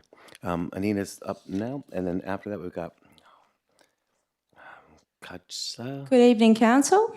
I'm Anina Burns. I was born in East Fremantle. And Hilton Reserve, I have been living 16 years directly opposite. We are talking about my front yard. Referring to the removal of trees at Hilton Reserve, which was previously claimed as 26 trees, but further revealed to be 6 to 7 Norfolk pines, 12 Eucalyptus minifera, and up to 26 to 35 mixed peppermint, eucalyptus and acacia, which are within the 2 mounds which you wish to remove filled with asbestos. Being the issue is polarised as pro-oval, pro-football, promoting health for the kids but ironically destroying the very environment that would have benefited them. I can get louder. The shade, the oxygen, the calming aspect on mental health, environmental awareness. If you turn it down, I'll just make my vocals louder. So we can keep the mic at this level, thanks. The benefit of shade, oxygen, the calming aspect on mental health and the environmental awareness, the grounding of the earth, the wind we breathe. The referring to an issue that could easily be resolved by adjusting current football oval schedules and rosters, but instead you would prefer to take away the very environment that appeals to have an oval there in the first place. What would it take for council to take back 2 electors' meetings and adopt or initiate a plan and design that doesn't mean the removal of irreplaceable 70-year-old trees who are not replaceable by replanting 2 more? And they say determined by bureaucracy that would rather make a bad decision now that is irreversible than make the right one. Further, that this and other destroying of tree canopies in Fremantle greatly contradicts the tree canopy retaining policy that the Mayor himself designed, and that Fremantle residents had faith in council to represent green city policy interests would be contradicted. That this act of hypocrisy, misleading information and the amount of trees to be removed and lack to engage the community in decision-making would not encourage the community to have faith in current council to make the decisions on behalf of the many, referring to the 580 signatures over 4 days, not the few, and for that cannot speak, the birds, the trees and the environment. I ask council, what would it take to go back and redesign the master plan that would reinstate the feeling of trust the community had in council? And when did public space become private enterprise? Thank you. Thank you, Anina. Take notice. Okay. Next we have Miss Adams, and after that will be Susan Burton. Good evening to everyone. My name is Kaisa Adams. I've just got one short question. The Hilton Park Place Plan states, and I quote, "Reducing the amount of turf on site is an important part of ensuring the long-term resilience of Hilton Park." It's quoted as an important part of the long-term resilience. So how do we end up with a master plan that includes a new oval and more turf? Great, thank you. Do you want to? Okay, we'll take that on notice, and the answer will be private. Thank you so much for bringing that here. Susan Burton, and after Susan, we have Anna. After Susan. Great, thank you. My comments are brief. I'm Susan Burton. I live in N Street in Hilton. I'm gravely concerned about the canopy. I'm concerned about the trees. I'm concerned about the kids. I think collectively we want similar things, but I have to say, having heard all the speakers presenting to you tonight, a disappointment in the responses from council. And I can't help but feel, being an ex-public servant myself, the bureaucratic nature of the replies are disappointing. And while questions have been asked, it's very disappointing to hear the bureaucratic responses and non-answers. I used to do that in my job. I know how the game is played, and I'm disappointed tonight that while I appreciate you being here and listening, I'm disappointed in the responses. And I heard the passion in the last speaker, a lady I don't know, and I could hear her voice get louder and louder. And inside, that's how I feel. I want to yell at the top of my voice. I appreciate the conflicting priorities that have to be faced. But my question to you reinforces her question previous. Will you reconsider this? Will you go back? Can we work together to get to a solution that's mutually agreeable? There must be a solution to this, and it doesn't have to be a dichotomy between us and them, sport and non-sport. There has to be a solution. My question is, will you help us find it?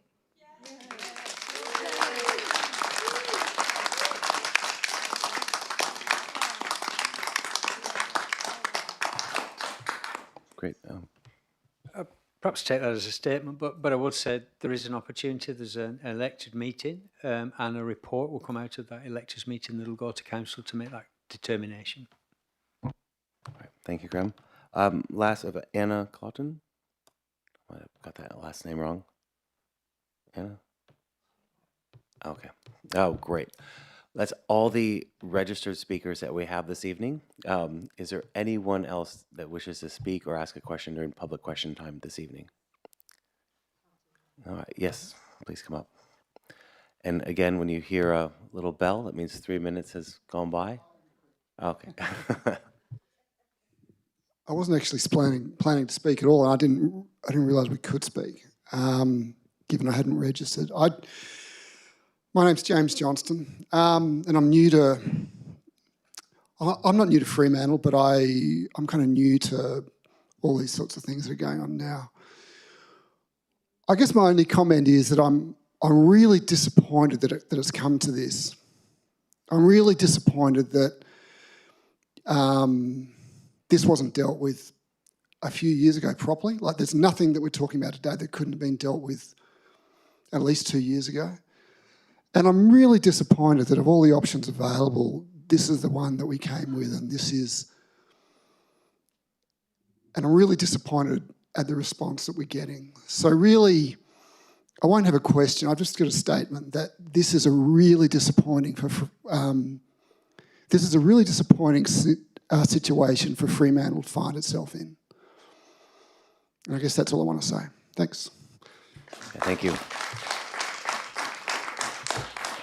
Is there anyone else that wishes to speak during or ask a question during public question time? Great, and if you don't mind, because we don't have you registered, just give your name before you give your statement. Good evening, everyone. Thank you, Mr. Mayor. Thank you, councillors. My name's Marilyn Major. I'm a concerned local resident of Hilton. I have 3 quick questions for the council. When was it written in council records that asbestos was in the ground that needed to be levelled for a planned oval?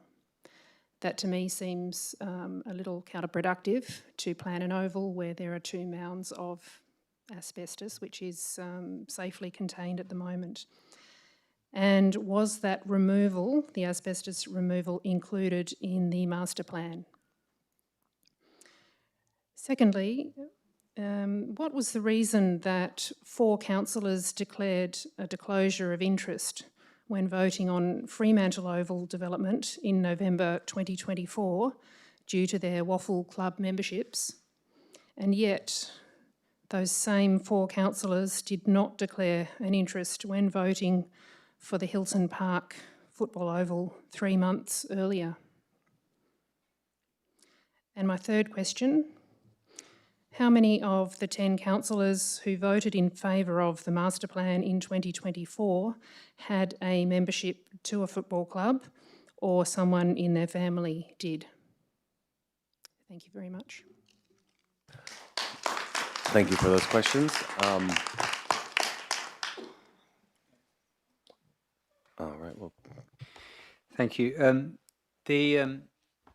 The master planning, as we went through the design development, determined and found the asbestos mound. It's only when we started doing site investigations on the preferred location that we found it, and that was taken into account as we developed the proposal and looked at what the alternatives were.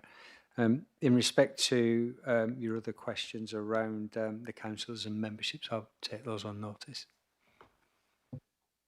Right. Anyone else wish to speak or ask questions during public question time? Going once? Going twice? All right. Well, then we'll move on with the agenda. Before we move on, I just want to say thank you, everyone, for making the time to come and share your views this evening. We are now on to petitions, and I think Councillor Clark has received a petition she'd like to speak to. I have. Thank you. Thank you, Mayor. I actually have 2 different petitions that were handed to me. Please cover them both if you'd like. Okay. They are of the same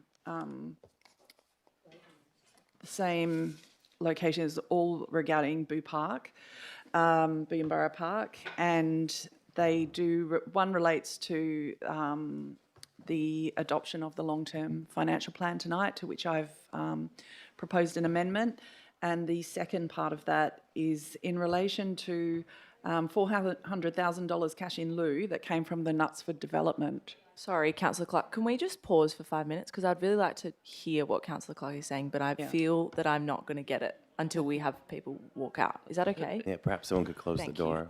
Yeah.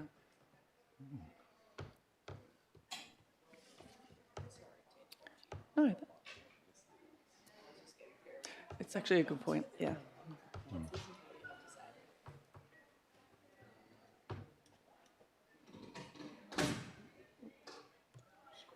Great, thank you. Okay, Thanks, that's and thanks better. for waiting, everyone. For those at home, yeah, it does get noisy and it can be very distracting. So yeah, I was actually handed 2 separate petitions tonight by Stephanie Jennings, who was representing the Friends of Boom Park.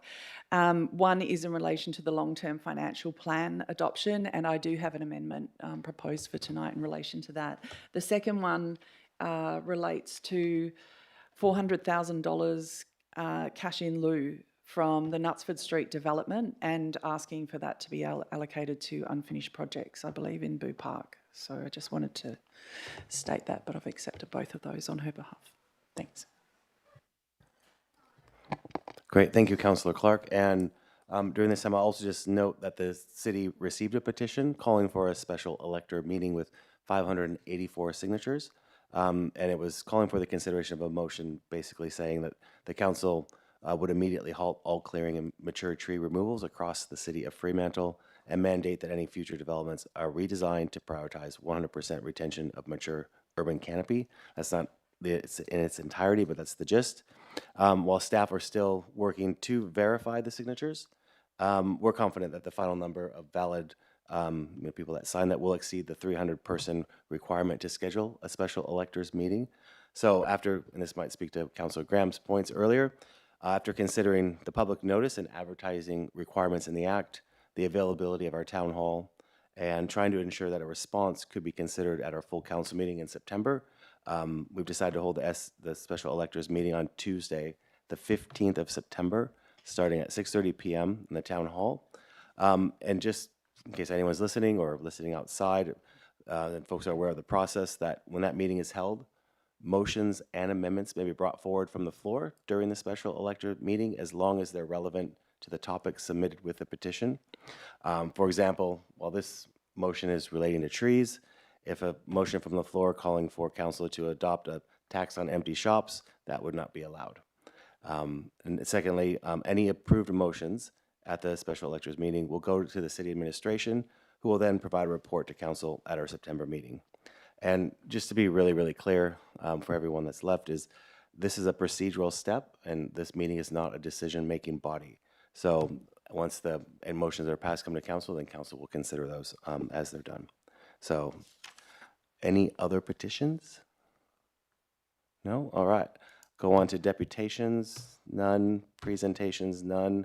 Confirmation of minutes. Can I get someone to move the minutes from the previous meeting from July? Councillor Slaughter, seconded by Councillor Moughlin. All those in favor? It's approved unanimously. Elected member communication. Councillor Slaughter. Thank you, Mr. Mayor. I just wanted to draw everyone's attention to the South Metro Zone meeting for the WA Local Government Association that was held on Monday the 24th, and the presentation that was given by the Local Government Inspector, Mr. Tony Brown, outlining the priorities and expectations that his office is looking at. There are new rules and new wording and new infringements around breaches for everyone to be aware of. But mostly he did want to remind us all that having a monitor does not equal dysfunction. It means you need some help. And 4 out of the 7 councils with monitors currently just needed a little extra assistance and guidance. I have forwarded the report to you all, and you can read there about the new rules and new wordings and new fines on breaches. Thank you. Great. Thank you, Councillor Slaughter. Councillor Clark. Thank you. I just wanted to speak briefly to something that was that's very important to North Ward, and that's the proposed redevelopment of the Pier 21 Marina. Myself and Councillor Van Dawson wrote in regards to our concerns, Conservation and Attractions, to express the community's concerns around the extension of the jetties into the river and the space they would take up, the proposed 14 jet ski bays, with regards to noise concerns and also safety of the marine life with those coming into the area, the shift towards larger vessels, which essentially is the first size of yachts, and the traffic and parking impacts. That report has been passed down and is now sitting with the Minister for final proposal. And we can basically say that none of our concerns have been addressed in the proposal that's going forward. I'm really disappointed as a councillor, and really disappointed for our community over there for their concerns. I just wanted to share that. Yeah, thank you, Councillor Clark. Are there any other elected member communications? I'll just briefly mention that we had a few exchange students from one of our sister cities in Japan, Yokosuka, come and tour the chambers, and we had some morning tea with them.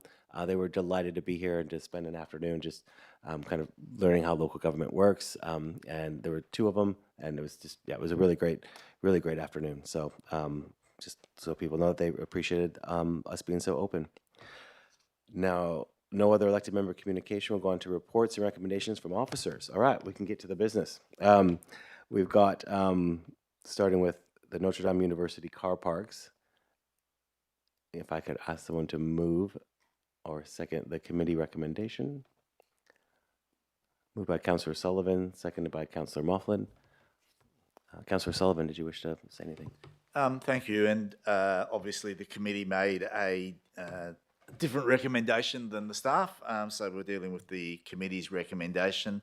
The staff had originally recommended that the item be refused, and I think there was a fair amount of committee understanding of why the staff had done that, and it did seem reasonable, but there was also, I guess, some debate about whether that should happen sort of immediately and just sort of literally cut it off. There was also some debate about whether the 3 different sites were all the same. And I know certainly from my perspective, I felt that the 2 sites which that come off the laneway in the West End probably less concerning, certainly for me, than the High Street site. I very much took the view that the High Street site is a site, it's been vacant for a very long time. The use as a car park is detrimental to the character of the West End, and there is an expectation that that site does need to be redeveloped. I know the owners have previously had plans for a redevelopment. That hasn't gone ahead. And I guess what this recommendation is trying to send a message is that with respect to that site particularly, the 1-year extension is kind of, the shot across the bow to say, we really expect that site to have an active redevelopment. And if it's not going to be redeveloped and it's going to remain largely a car park, is there not actually something that can be done around the periphery that gives temporary activation to High Street? For example, some, container hospitality activity that at least activates the street at that end of High Street. So that's the recommendation. It pushes, I guess, the issue down the road for two years for 2 of the car parks and 1 year for the other car park, but with the very clear message about the High Street car park.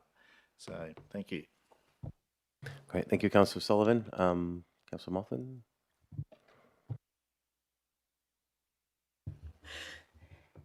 I'll jump ahead if you may.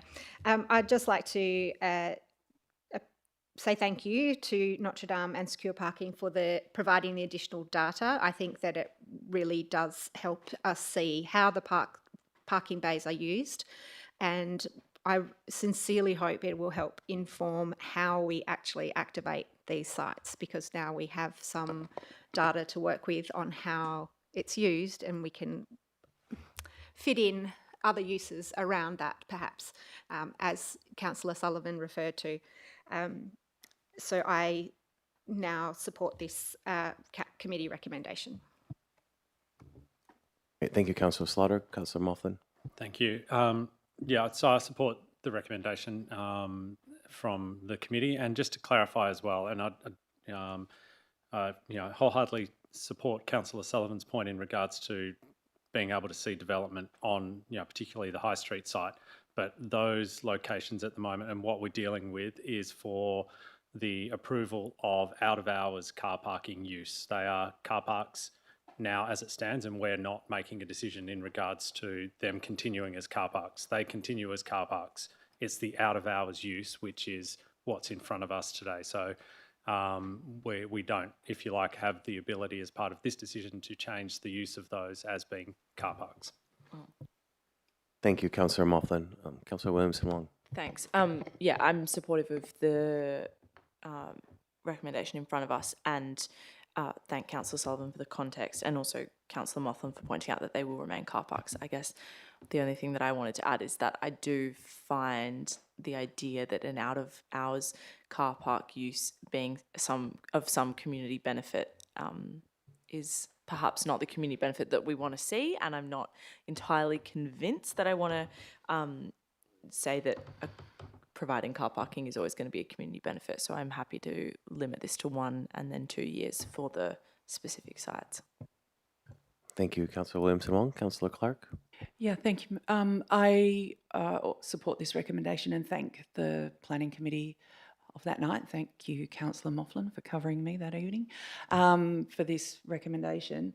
But also on the subject of community benefit, it really got my attention tonight. It was spoken about that this was of community benefit and not a commercial concern. And it's really interesting that, you know, one of the biggest grievances we get as a city is that Notre Dame doesn't pay rates to the city. And yet this car park is not under city control. They didn't have an agreement with the city. I don't know why, obviously pre my time, but it's been given to a company that is in it for commercial gain. It was also stated that we needed these car parks because it's hard to get in and out of Fremantle. It's really not. It's actually really easy to get in and out of Fremantle, and I think that, you know, just talk about the Notre Dame University students that pile off the trains and off the buses every day when they're in class. So there's really no problem there. But I guess I just wanted to state my disappointment in the fact that, you know, there was an opportunity to give back to our community by perhaps doing a deal with the city, and any finances that were made were given back to our ratepayers. Seeing no further comment on the item, we'll put the committee recommendation up for a vote. All those in favor? That's approved unanimously. All right, on to the Manning Street, item 3. We have a committee recommendation for deferral as well as an officer recommendation for refusal. Can I ask someone to move and or second one of those two? I'll move the deferral motion. Seconded by Councillor Mofflin. Do you wish to speak to the deferral, Councillor Sullivan? Yeah, I'll just briefly say that I don't think it would be appropriate for us to consider the item tonight because basically the committee moved the deferral to the next committee meeting, but because there weren't 4 votes in favour of that deferral, it's brought to the council. But the intent was that it would lay on the table an opportunity to look at this matter in more detail would occur. Because there were sort of, I guess, some outstanding questions, but also I think it's prudent to have an opportunity to both see the relevant site, but also hopefully see it from the other perspective as well. So that's why I'm supportive of getting it back into the committee and giving an appropriate amount of time for that to occur. I do acknowledge that some people just want to go straight to a refusal. Because they're already satisfied from the officer's report that the refusal is the right motion, but not everyone was of that view, and I think due process is send it back to committee and let that run its course. Great, thank you, Councillor Sullivan. Councillor Van Dorsen. Thank you, and it's a. Oh, but I'd like to ask for an amendment to that. I wasn't at the committee, just a minor amendment. I just think that privacy should be addressed as well. I don't know why it's been missed from this. Reasons for deferral.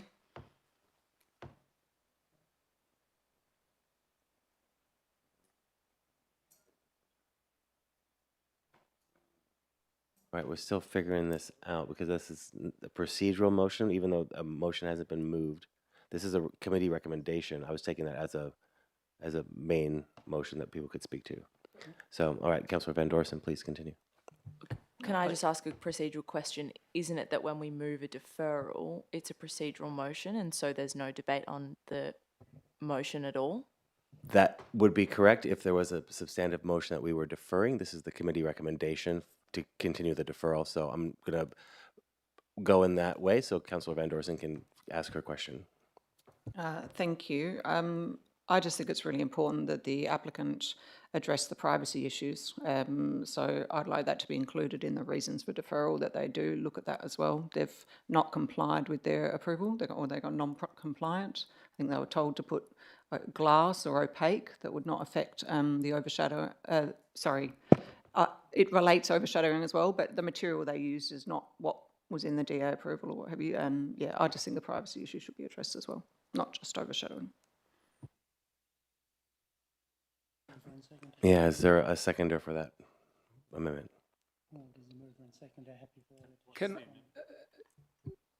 Can I just ask a question on that? Please, Because, Councillor Graham. and you might need to defer to the manager here, because the applicant said that the overshadowing isn't part of this DA. Can we have clarification on that, please? Yes, please, Chloe. Through the chair, that's probably the first time I... Sorry. The privacy screen. Thank you. Sorry. No, I did. Through the chair, the applicant hadn't raised that as an issue before. By deferring it, we can clarify with them if they would like to resolve that. As it stands at the moment, the privacy screen isn't compliant in our eyes, and it's a compliance issue. So it's, yeah, they should be dealing with it. If they don't want to deal with it through this DA, they can remove it, but they will need to deal with it in some shape or form. So we'll have a chat to them if this item is deferred tonight. Are you happy with that response, Councillor Van Dorsen? Yes, thank you. Councillor Slaughter. Thank you. I was just going to ask for some new wording to be put up so that we could get a seconder to consider alternative designs to reduce overshadowing and and overlooking to the neighbour, or it's something needs to be more specific, like non-compliant privacy screening. But you're saying it's not part of the application. improve privacy. But it does say in the officer's report that the screen, whilst not part of the application, I understand it's the roof, the cover, it does say it affects the overshadow calculation. So anyway, maybe I'm just want everyone to note. Yeah. That's my expectation for the applicant, to address that issue. I don't think it's right that they have non-compliant privacy. I know what it's like to live next to a place where that feeling of people, whilst they're not standing staring at you, it is an uncomfortable feeling. So it is impacting the amenity of the neighbours' open space, their use and enjoyment of their private open space. So yeah, anyway, I wouldn't be supporting any changes. I would rather refuse it as is, to be honest, but I'm happy to defer it if they can address both things, and then I'd consider supporting it. But yeah, just a comment, I guess. Okay. Just, Mayor, just to make it easy, I'm happy to include the words and overlooking after the word overshadowing. So it would be to reduce the overshadowing and overlooking, and just happy as the mover to include that if the seconder agrees. And the seconder's happy with that as well. So if we want to add those, I was going to suggest that we just add compliance issues, but that works as well. Yep. As a minor amendment, Councillor Williamson-Wong. Thanks. I might throw another spanner in the works. Following the conversation, so if the DA is only for the roof sheeting and the non-compliance of the potential non-compliance or non-compliance of the screening has been picked up, yes, it's our intention for the applicant to make sure that that is fixed, because otherwise they will also be subject to enforcement action because it's unauthorised and the rest of it. I'm not sure that we can put that in a planning application, but more note strongly that they should resolve it, because if they don't resolve it, then they're going to have further action taken against them. So I'm probably not going to be supportive necessarily of the wording going in on that basis, but I also am supportive of the intent for them to... I don't know whether or not we should be making comments on compliance actions when that's not the role of council. That's the, administration. Yeah, so if there's a comment in response, but I'm also, Director of Planning, yeah. Through the chair, as per our report, our understanding is that screen is part of the DA. It's shown on their revised plans. It was only tonight the owner speaking to the fact that they do not want that in there, that we need to clarify with them. If they want to take it out, they can revise their plans if this item's deferred. But our assessment is based on that screen being there and the fact that it is not compliant with visual privacy and contributes to the overshadowing. Great. Any other comments on the item as minorly amended? Did you wish to close, Councillor Graham? Yeah. Are we on the amendment or are we on the item? We're on the item. A minor amendment was accepted, yeah. Can I give you my two bobs worth? Please do. I wish you would. It is confusing. And we were there last night having a look at it, and it took me a while to get my head around everything. But look, to be fair to the applicants, I don't think for a start there's any sort of any malicious malice in, or they've done anything maliciously. I think it all started with this water leaking down the side of the house, which they had an unfortunate time with, and it was in winter and it continued anyway. That was the story we were given, and you've got to take that in good faith. So, and to try and fix that, they've put the roof on, which has now been deemed to be non-compliant and illegal, I suppose is a word. But you know, and I'm not going to be on the committee because unless Councillor Sullivan's away next week, but to me, it's going to be very hard to not let them keep that roof.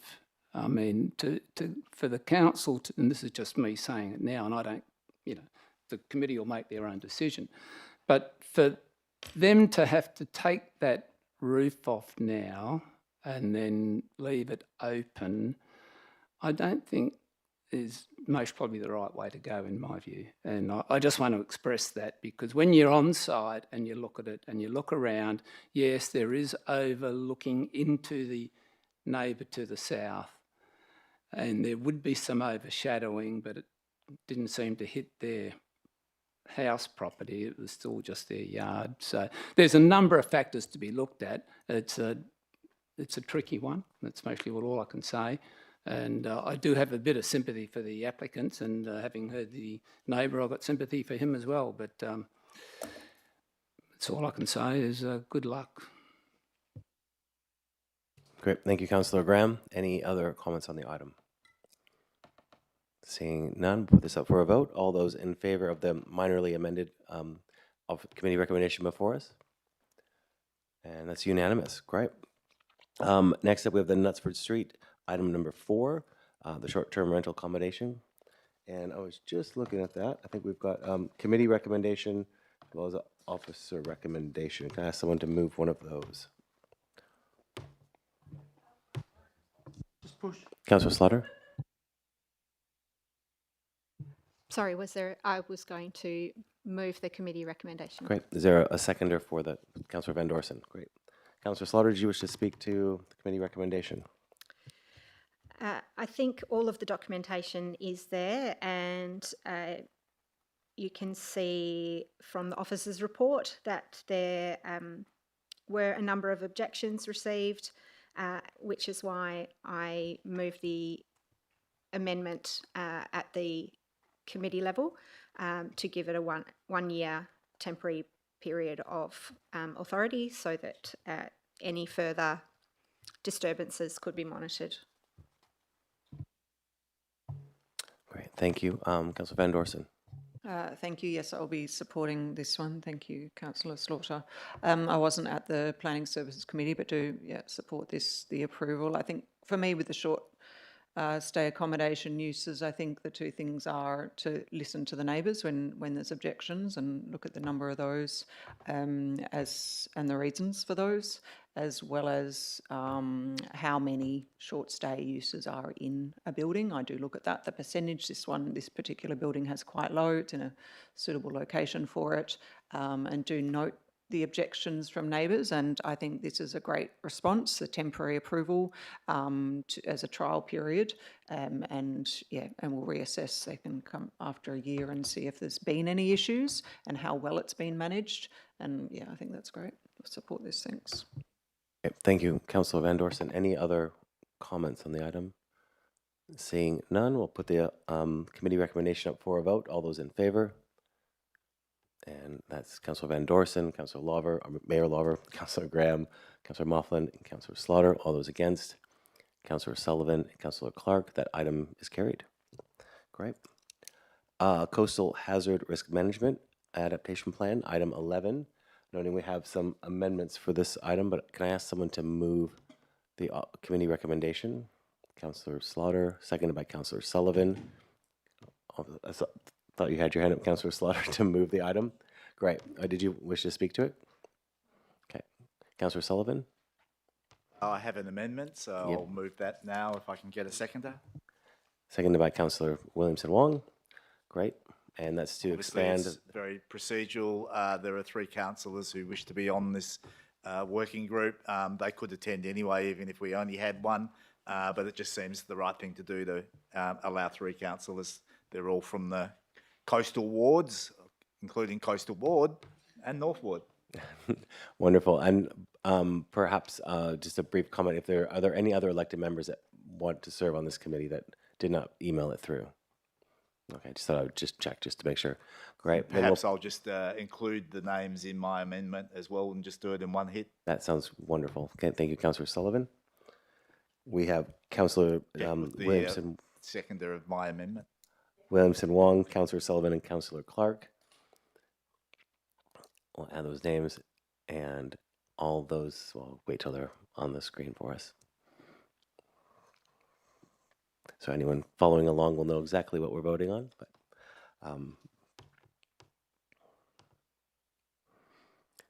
great, and all those in favor as the item as amended? Great, that's unanimous and that's carried. Now we're on to item 12, which is the request for comment on the Metropolitan Region Scheme Amendment to lift the urban deferred zone in North Fremantle. Can I ask, is moved by Councillor Sullivan, seconded by Councillor Clark. Councillor Sullivan. Thank you. I might just, given the time, move straight to my amendment. Is there a seconder for Councillor Clark? Great. Great, thank you. As members of the audience spoke tonight, it was 27 years ago that the Leighton Action Coalition formed because of a very similar issue to the one we're dealing with tonight.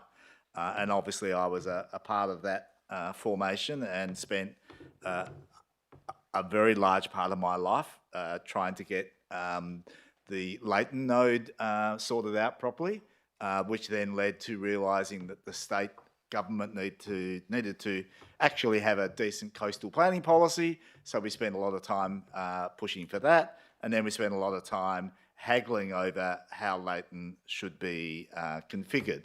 And I wanted to point to a couple of things that happened during that process, because they're happening here again, which is the most disappointing thing after 27 years that we're going through almost an identical failure of planning at the moment. The one that is really obvious is when the original proposal for Leighton came along, there was a decision that we're just going to leave Port Beach Road where it was. Now, that would have been a disaster. There is no way in the world that a foreshore reserve can be on both sides of a major road that's got trucks running down it and going into the port. You can't have your recreational facilities where kids have got to cross the road of a major road to get to the actual beach. So we sort of went through that process, and it took about 3 years, I think, for the Minister for Planning at the time to come in and go, yeah, that's just fundamentally crazy. What are we doing? We need to have a different solution. We will build Curtin Avenue behind the development. That'll be fantastic for the development. It'll be fantastic for the new foreshore reserve that we create. And it was just simply a no-brainer. So thank you, Alana McTiernan, for that. But here we are again with exactly the same scenario and that issue not being resolved. So one of the key issues that's in my amendment and was in the officers' reports as well is we really can't imagine this development going ahead unless Port Beach Road is removed from the foreshore so that we can do our coastal retreat actions, and so that the whole foreshore can be one foreshore, and that the people who are using that foreshore don't have to cross a main road. If that's not going to be the case in this situation, then what the hell are we doing lifting urban deferment? Because the site is not ready until such time as Port Beach Road is relocated, and until such time as the government commits to doing that. So that's the first thing that just is fundamentally obvious from seeing it in the past and now seeing this happening again. I hope the state doesn't take 4 years to realise that that is a fundamental flaw, and I hope they actually do something about it, because there is probably no one in this room that's more passionate about actually getting good development to happen in that area, because I think we absolutely need it for a whole range of reasons. But we can't have it on any terms, and we certainly can't have it in the terms where even the developer is saying that's fundamentally flawed. We can't do a development if the road's still there. In terms of all the other issues, this is where I guess I know I depart from being in agreement with the developer. The other main issues that we have down there, the fundamental ones, are that if you're going to have a foreshore reserve that lasts for the 100-year planning horizon, it has to deal with coastal processes, and I think that the applicant's done that really well, but it also has to provide for a protective coastline, which basically in a sandy coastline means having a decent sand dune that actually every now and then half of the sand dune falls into the ocean, but it rebuilds again over time. So a protective sand dune system is critical to the foreshore, and obviously it's a regional beach node, and we need to replace the things that are currently at Port Beach with new locations for those as part of our retreat. But we also need to accept that Port Beach as it stands is a very, I guess, poor version of a regional beach. There is not a skerrick of a parkland at Port Beach. There is virtually only a couple of trees left that are actually standing. There is no sand dune left or the like. So even if you compare it to the nearby Leighton, it really doesn't have all of the facilities that a regional beach should have. So not only should this development make enough room for relocation of those assets, it also needs to make additional room for the things that Port Beach doesn't currently have. The most important thing that needs to happen is that the state coastal planning policy needs to be properly considered. And that means that all of those things that I've just mentioned need to be able to still be there in 100 years' time. Not that in 100 years' time the ocean is lapping up on the edge of the urban development, but in 100 years' time the community of the day still has access to all of those things. And that is where both the applicant and the West Australian Planning Commission have not yet seized that, that requirement and done anything about it. And so therefore we're demanding that process be dealt with. The other major part of this is the transport stuff. Now obviously, as councillors are aware, we're in the process of doing our own transport study, integrated transport. And we were obviously hoping that the reason we were doing ours was that we would use our own assessment to input into the state's assessment, because the West Australian Planning Commission said, yeah, we need to deal with the roads and the transport options through this area. They have been major issues through this peninsula for as long as I've been a councillor. 1994, the Fremantle Regional Strategy was about trying to resolve the transport issues through the Leighton Peninsula. So we've never, ever got to a reasonable resolution. The Future of Fremantle study recognised that this is a key issue for the future of Fremantle development when it comes on stream, and basically identified that, yeah, you're going to really need to deal with this before anything good happens. And yet here we have a scenario where the Planning Commission recognised that initially and are now basically saying, well, Main Roads seem to be happy with the reservations that they've got, and that's all that matters. That is not the same thing as an integrated transport plan. It is not the same thing as transport. Transport is all of the elements. It's the elements of the regional traffic, it's the elements of the passenger rail, it's the elements of any public transport, it's the elements of people walking, it's the elements of people cycling, and it's at both a local level and a regional level. So Main Roads saying they're happy is completely and utterly inadequate in terms of what it is that we asked for and what it is that we could read from the Planning Commission's conditions to support the urban deferred that we would be getting, and was subsequently also backed up by Future of Fremantle as being absolutely essential. So for those two main reasons, the matter is really premature. I'm really concerned that the state needs to understand that and needs to go back to the drawing board on these matters.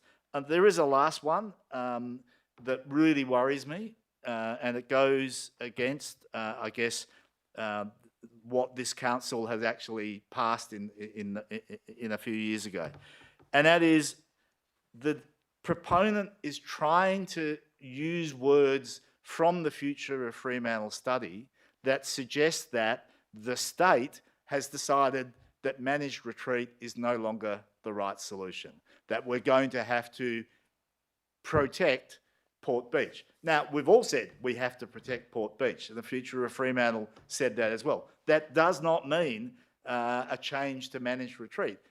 Protecting can and should, as was stated by one of the speakers, should first start as a priority using that managed retreat process and relying on your sand dunes. It doesn't mean that we should automatically start building groins every couple of 100 metres, or offshore reefs, or seawalls, or whatever.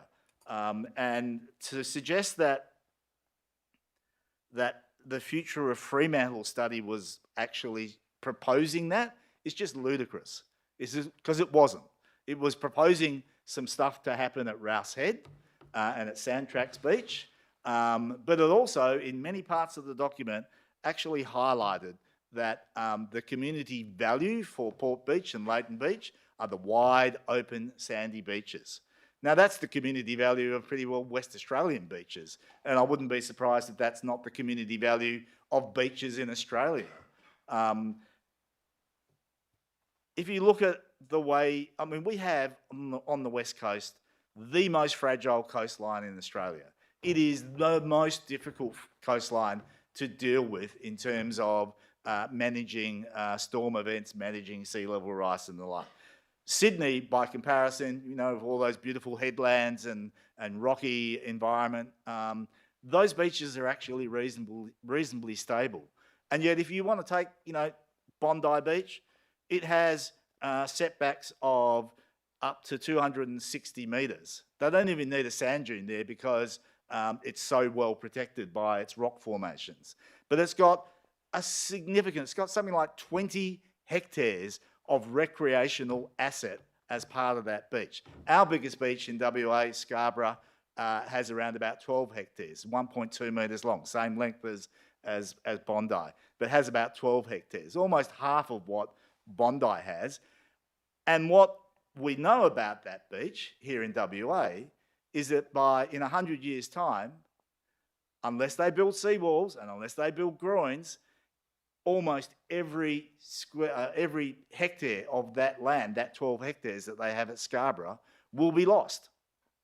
And so the whole point of the coastal policy was to identify that, yeah, okay, so we weren't prepared in the past, so beaches like Swanbourne and Scarborough and City Beach and Trigg and all those beaches are going to have significant major problems in the future. So let's start planning so that we can create beaches that perhaps don't have that problem into the future. And that is exactly what the state coastal planning policy was there to try and achieve. And so if we don't start implementing it at beaches like Port Beach, then we won't have beaches left in 100 years' time. At the Cockburn Coast, there is 300 metres available. That will be able to be developed as a genuine regional beach, and it will be able to be there in 100 years' time. That's the sort of visionary approach that we need here at Port Beach. I obviously could go on, and I won't because you all agree, I'm pretty sure. But you can see for the last 4 weeks I've been working on this, and I imagine I might be working on this for the next 4 years. Thank you. Thank you, Councillor Sullivan. Very in-depth. Councillor Van Dorsen? Thank you, Mayor Lorva. And yes, I will be supporting the committee's recommendation as amended. And thank you, Councillor Sullivan, for your amendments tonight and all the work that you do in this area. I think the amendment's good. It provides more information about Council's general views on the various planning matters and issues, transport issues in the area. And I just wanted to thank the city's officers specifically for your reporting on this and your ongoing advocacy on this proposed rezoning, the lifting of the urban deferred area, and I really appreciate the proactive and active monitoring and responding to any opportunity we have opportunity to advocate on our behalf on this issue, because it's very, very important to the North Fremantle community and Fremantle more broadly. As Andrew's spoken to tonight, I also want to thank the speakers who came in tonight. We also received quite a few emails, which I did read all the submissions, and I didn't get a chance to respond to them all the emails, but thank the community for their input. Yes, I don't really have much to add. I just agree with everything that's said, feel very strongly that my understanding, and it's quite clear, is that in the state government legislation, I don't recall which one, but the urban deferred, it's a requirement, like criteria, can't be lifted until the integrated transport study has been done. It's one of the requirements for the lifting. That study has not been done. It's very clear that they shouldn't be lifting it until it is. And then the city's concurrently doing our own transport study, which has been advertised, should be given weight already. We're still ongoing consultation with the community on that. And yeah, this should not be lifted until both transport studies have been resolved and we work together to get the best outcome for the future development and planning of the site. Thanks. Great. Thank you, Councillor Van Dorsen. And Councillor Clark on the proposed amendment before us. Thank you. Yeah, I completely support the proposed amendment and want to thank our city staff for all of their work as well, and especially to Councillor Sullivan for all of his work, his extended work. And he does write in novels, and we do have to paragraph him back, but we get there in the end. I mean, Arthur C. Clarke said how inappropriate it is that we call this planet Earth when it's clearly ocean, and that ocean is coming for us at a significant rate with our environmental collapse that is actually occurring around the world. But it's really evident down at Port Beach, and particularly this last winter, how significant that erosion was. So it's so important that we get the setbacks right at the beach. It's really important that the community can continue to come to the beach and enjoy it for years and years to come. If we speak about a 100-year time frame, that erosion is just going to keep accelerating. So the char map's going to be really, really important to look at. It's going to be interesting to see how those measurements occur given the acceleration of things that are occurring right now and into the future. I mean, it will come to a point when no amount of sand nourishment, I find that quite ironic, that term, but we'll continue to fill the voids and our community assets, will need to be relocated. And those community assets are really important because that's our surf clubs and all our facilities at the beach. So we have to get that right. We also have to ensure that the beach remains for the region. It's not just the locals who get to live there and enjoy those views and be in that incredible location. It's about the greater region. People come from everywhere to use this beach. It is a free place to be for people to seek respite in summer. We must ensure that continues to happen ongoing. It is a community facility. It must not be lost in the development and the lack of moving of a road to ensure that continues. We need to improve the east-west travelling for people to be able to get in and out of the area. We need to improve the north and south travel and keep it along the railway line so that everyone can achieve what they need to achieve. It is a corner, it's a node, it's spoken about as a node, and there's an opportunity for our government agencies to achieve something really good there and look forward and think out of the box, and ensure that the buffers of the port are considered, and also the future of Fremantle, whatever that's going to look like. That needs to be progressed more as well if you want to start having that connection discussion. There's 23 hectares there in that North Freo urban precinct, and it's just so key that we get the flow of movement, the ability to provide accessible sanctuary and community connection. We have to get it right. So thanks to our staff again. We really appreciate what you're doing. Thanks to our community members who also came to speak tonight, who've been working on this for decades in getting all of this coastline right and in this area. So yeah, I do support, in short, the proposed amendment. Thank you, Councillor Clark. Councillor Slaughter. Thank you, Mr. Mayor. Similar to when we briefly spoke about this at the Planning Services Committee, I just would like to thank again the staff for staying in the room for this conversation and being able to balance our strong desire as the City of Fremantle to be more involved in the process without putting off the West Australian Planning Commission and Department of Planning, Lands and Heritage in getting to where we are now. While we have put much stronger language in this proposed amendment, I do feel that it is important, if this is the only chance we get to be so direct with them, we must. So thank you. Any other comment on the proposed amendment? Councillor Williamson-Wong? Thanks. I'm going to start with the big thanks, which is to Leighton Action Coalition. I had to make sure I had my acronym right there, especially Michael and Natalie, who came to speak with us this evening, all the staff for all the work, and particularly Councillor Sullivan and Councillor Clark for their work on this. And also that, I particularly want to see this development go ahead, and I want to see it work. And I'm not going to try and repeat what Councillor Sullivan has said in terms of the concerns. I echo the concerns, and it's obviously apparent that there are significant issues that remain unresolved, specifically being the transport constraints, the need to remove Port Beach Road and the coastal setbacks, particularly the requirements under State Planning Policy 2.6 for the engagement, which we do not see has been done in good faith or followed the policy. But I guess more particularly for me, Councillor Sullivan's comment of we won't have beaches in 100 years feels like something we should discuss. And also Councillor Clark made similar comments. Last night I facilitated a screening of Floodland, which is a Sydney Film Festival film about the 2022 Lismore floods.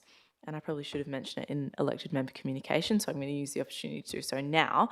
But really talking about, we all know that we're in the kind of climate crisis. What does it actually look like?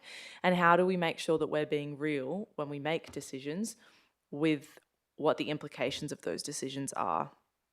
And there was a question last night by someone who lives in Fremantle, in South Freo, and her question was, well, I've looked at the char maps and she does not live on the coast, to be clear. I'm not going to say where she lives, but not on the coast. And she said, there'll be water at my front door in 100 years. So what are we going to do about it?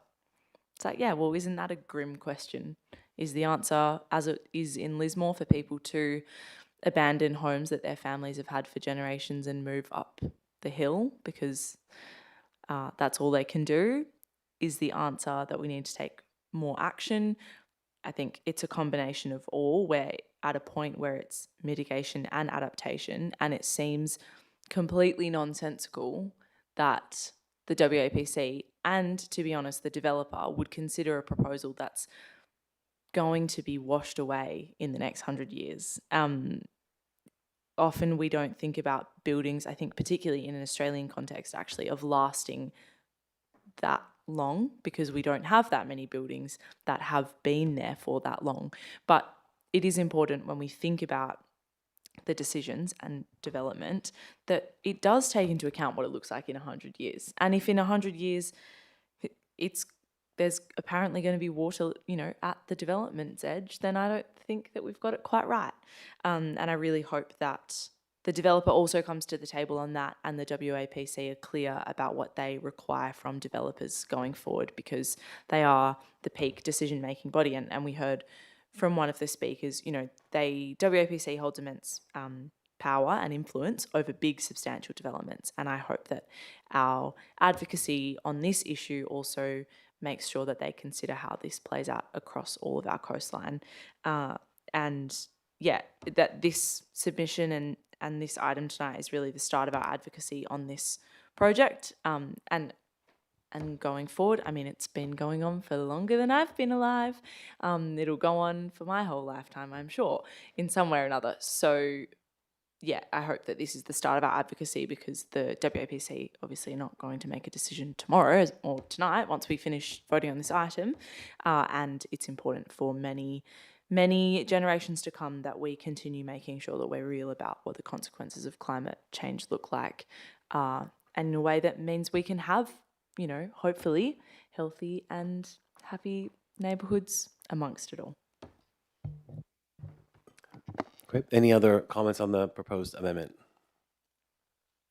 Seeing none, I'll just say very quickly, because I also wanted to thank Councillor Sullivan and the staff and everyone for their work on this, because I won't reiterate the comments that everyone else has made, because I agree with all of them, but I just wanted to put it in a little bit of a different perspective, because we'll probably never see the result of any decision that's made regarding this site and where the transport solutions and where the coastline is going to be. But it'll be the grandchildren of the kids today that will be benefiting from this decision, or the grandkids of the grandkids from today. So that's how far out that this is potentially going to be reaching. So I'm really grateful that we're considering protecting our beaches for that far out into the future, hopefully. So no other comments. We'll put the amendment up for a vote. Unless did you wish to close, Councillor Sullivan? Just wanted to highlight one thing that I didn't highlight, and that is the issue of the consultation and how important it is for community, particularly in something as important as this, where they have such a huge stake and where they have been working on these matters for near on 30 years, and where it is like an integral part of people's lives. You think of the polar bears, that they at least be given the chance to see the evidence about how much recreational space we need, that they be able to see that evidence and comment on it and tell the Planning Commission whether they think the evidence is reasonable or whether it completely sucks. They're not getting that chance. And that's because the Commission says, we don't need to do any consultation in lifting an urban deferral. Well, that's true. That's absolutely true, and that's fine. It doesn't mean you can't do it. And most importantly, if you read your own state planning policy about coastal matters, it very specifically says how important engagement with the community is in making decisions about foreshore reserves and other coastal matters. And it basically says they should do it. So please, don't just read your guidelines about urban lifting of urban deferment. Read your policy about involving and engaging the community on critical matters to do with coastal planning. And I hope, at the very least, they can do that. Great, thank you. And on that, we'll put the amendment up for a vote. All those in favor? And that's carried unanimously. Now we have the item before us as amended. Are there any other comments on the item as amended? Seeing none, we'll put the item as amended up for a vote. All those in favor? That's carried unanimously. Thank you. All right, on to the Strategic General Services Committee item number 6, which is the corporate plan and the 2025-26 progress report. Need someone to move and second that. Moved by Councillor Slaughter, seconded by Councillor Clark. Any comments, Councillor Slaughter? Yes, thank you. I will reiterate a few of my statements from the Strategic and General Services Committee, in that this is a snapshot in time in terms of being a progress report, and it will continue to evolve. But I would note that, and please go and read it, everybody, that highlighted parts around environmentally responsible water management and use, our increase in urban forest canopy, and just the sheer number of infrastructure works that are underway.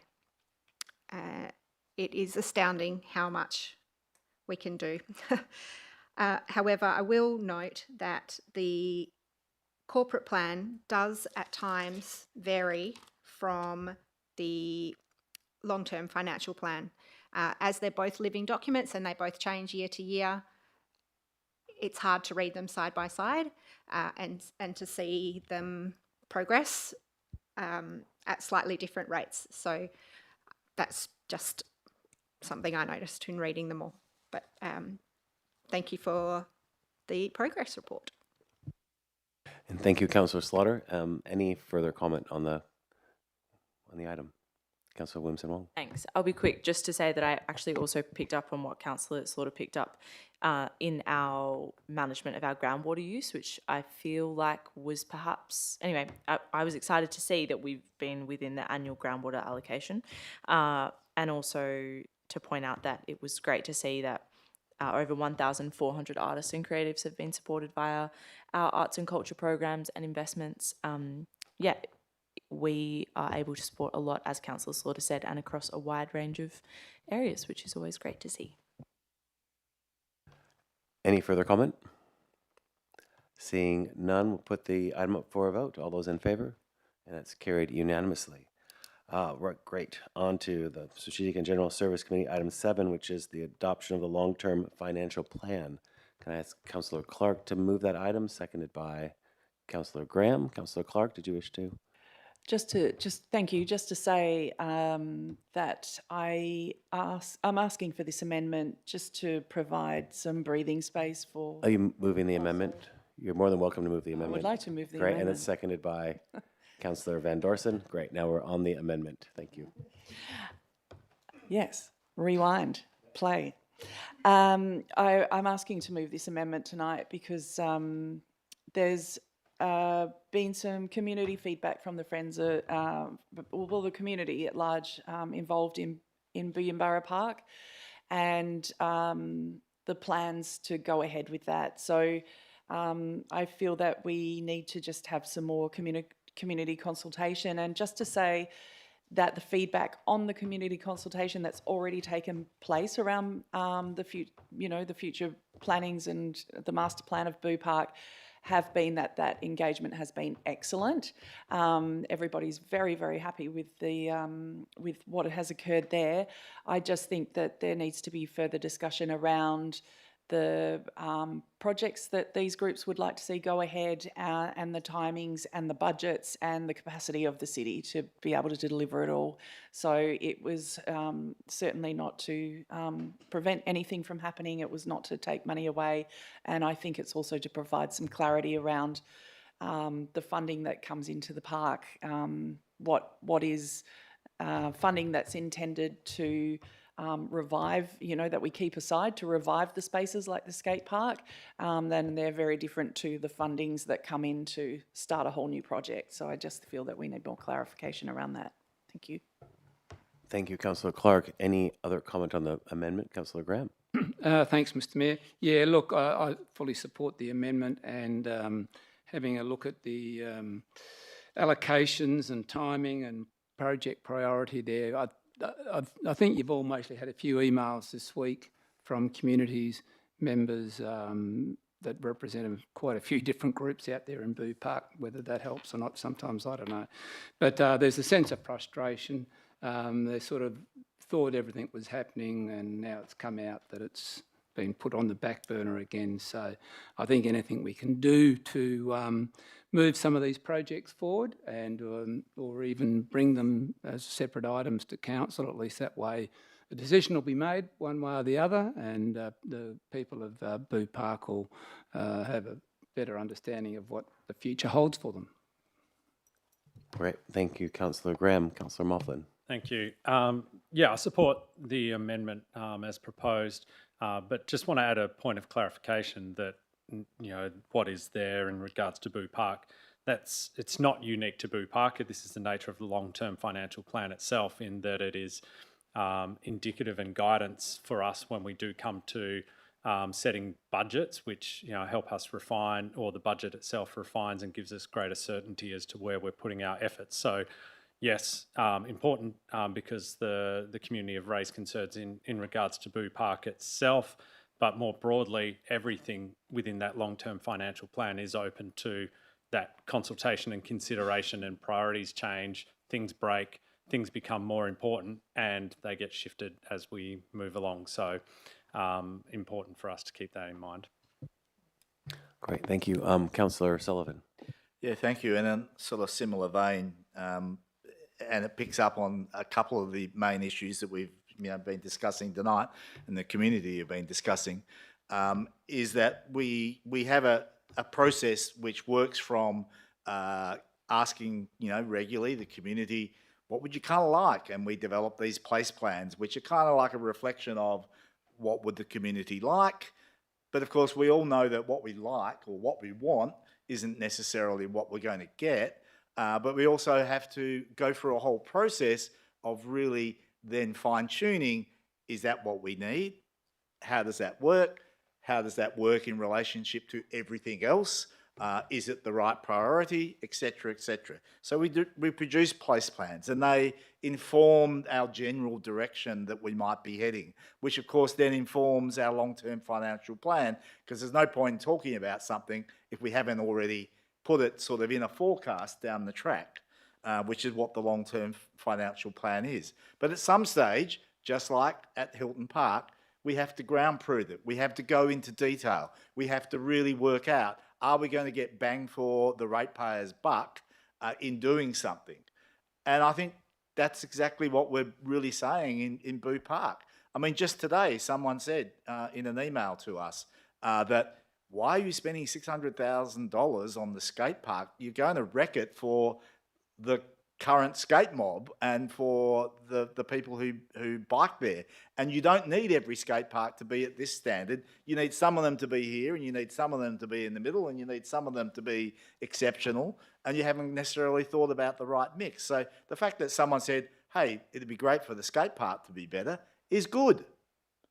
But we now have to go through a process of really testing that. And of course, the people who are involved in the bushland part of the park are saying, oh, why are you doing $600,000 on the skate park? Why aren't you spending that on the amphitheatre or on the seasonal wetland or whatever? Because everyone's got a different priority. So we do have to go back and test those elements. We do have to look at things like the amphitheatre and say, has it not worked simply because it was structurally failing, or is it just genuinely in the wrong location to get really active usage of that space? Is it supported well enough by its location and the capacity to use it for lots of events rather than a couple of events a year? That's really, that's our job. That's our process. And so, moving things around in a long-term financial plan is about budgeting. It's also about prioritising, but we do have to actually go into the detail at some stage and prove up a project, do a business plan for it. It does worry me that we do these place plans and we raise expectations. The same happened at South Beach. And we raise expectations so much that people think everything in a place plan is going to get delivered maybe over the next 5 years. And that's just not the reality. And we need to do better at explaining what the place plan is there for. It's just to capture ideas and put them down onto paper so that when we get to the next phase, we actually have those ideas in front of us, and we've already heard the community, and we can start proving up individual projects within that context. So yeah, I hope community doesn't feel like we're cheating them out of something or that we've suddenly changed our minds. We're just doing our job, which is to be really careful with ratepayer money and to make sure that everything that we spend it on is actually going to have bang for its buck. Thank you, Councillor Sullivan. Councillor Slaughter? Thank you. I'd just like to also comment that the long-term financial plan does focus a lot on renewing our current assets and prioritising the renewal so that we can maintain what we have already without having to start from scratch, as well as having to manage capacity of what we can actually deliver. So it is true that some realignment may happen as the long-term financial plan progresses, and that's perfectly natural. And also, just reiterate what Councillor Sullivan said, that it looks different on paper as a future plan from the now let's get onto it and do it part of the works. So. Great. Any other comments on the proposed amendment? Councillor Williams-Wong. I'm going to be brief just to say that I'm supportive of the amendment, and I'm very looking forward to the engagement report coming through, given the feedback that it has been a fantastic engagement process with community to understand exactly where things sit, plans and our communities expectation of what we're going to deliver will change over time. And I do feel that it should be open to us to change the long-term financial plan, the priority and timing of those allocations, especially given that we have this engagement report that will come to us for us to consider. Great, thank you. And I too am going to support the amendment and thank Councillor Clark for putting it forward. I just want to also, it's kind of maybe a shameless plug, that people who do love the park, at Boo Park, Tuesday mornings at 8:30, you can always find a group of folks crawling around doing some weeding, some watering, some planting, doing stuff around there. So encourage folks to go and join the Friends at Boo Park and get some stuff done Tuesday mornings at 8:30. So with all seeing no further comment on the amendment, I'll put that up for a vote. All those in favor? It's carried unanimously. Great. Now we're back to the item as amended. Is there any discussion on the item as amended? Seeing nothing, we'll put that up for a vote. All those in favor? That's carried unanimously. Great. Thank you, everyone. Next, we have the short-term activation of city properties. Response to the notice of motion. We get a mover, Councillor Williamson-Wong, seconded Councillor Slaughter. Councillor Williamson-Wong. Thanks. Great to see this come back. Great to see that we're going to adopt some changes to our commercial plan that will, I guess, embed something that's already happening in the city, which is to make sure that when we have vacant properties, they are kind of opened up for short-term activation so that we can do our part in making sure that the vacancy rate in our city centre is reduced, especially in a time when retail is becoming more and more difficult. So, thank you for the staff for doing the work and for being open to putting something in writing. Great. Seeing no further comment, I'll just briefly add that thank you, Councillor Williamson-Wong, for bringing this forward. As most people know, I'm a fan of not asking other people to do things we're not willing to do ourselves, and this puts us in a position to say that we're, as a city, doing everything we can to activate our potential empty storefronts. So I think it's a really great spot for us to be in, and hopefully it brings some more, it's a snowball that turns into an avalanche and gets everything filled up in the future. So no other comments on this item? Put it up for a vote. All those in favor? It's unanimous, carried. Item 9 from the Strategic General Services Committee, the draft complaints management policy. Can I get someone to move in second? Moved by Councillor Graham, seconded Councillor Slaughter. Any comments? Seeing none. Oh, sorry, Councillor Slaughter. Sorry. Yes. So again, this just relates back to the information from the local government inspector around the wording of breaches and the changes that have come into effect. So I would urge everyone to be aware of what is now a specific breach and remind everyone that the complaint that is most often across the local government inspector's desk at the moment is elected members speaking against council decisions. Very well put, Councillor Slaughter. Even decisions that were made by a previous council. Is there any further comment? Seeing none, we'll put this up for a vote. All those in favor? It's carried unanimously. We're getting close to 9 o'clock, which is our kind of witching hour where if we're not done, we'll need to extend the meeting time. In the interest of time, we're on the next item with the general reports, item 1. I'm going to go ahead and move that item. If I could ask someone to second the item, Councillor Moughlin. And just in my, I guess, this is because I have an amendment, proposed amendment, but I just want to point out that the boys and the Dockers team, they're going to have to take this finals campaign one game at a time, and they will. But as a local government, we actually, unfortunately, we need to plan for the eventuality of the local team bringing home their first flag. And if we look at the timing of this, the grand final weekend will be just a few days after our next council meeting. So I've got an amendment that, after talking with staff, that will ensure that staff can do those preparations, because I'm pretty confident that our team's going to get there. But this will also ensure that we have final oversight over any expenditure. So with that being said, I'll move the proposed amendment that would allow us to also plan for, by Councillor Sullivan, a potential grand final celebration. So it's there on the screen. Again, any comment, Councillor Moughlin? You disappeared. This is actually just a question in regards to the wording to the Mayor of what's included in there when it says to source additional funding. What is the intent of that, and does that mean source additional funding from council budget, or does that mean sourcing external funding for that? Really great question. I'm funding agnostic on this one.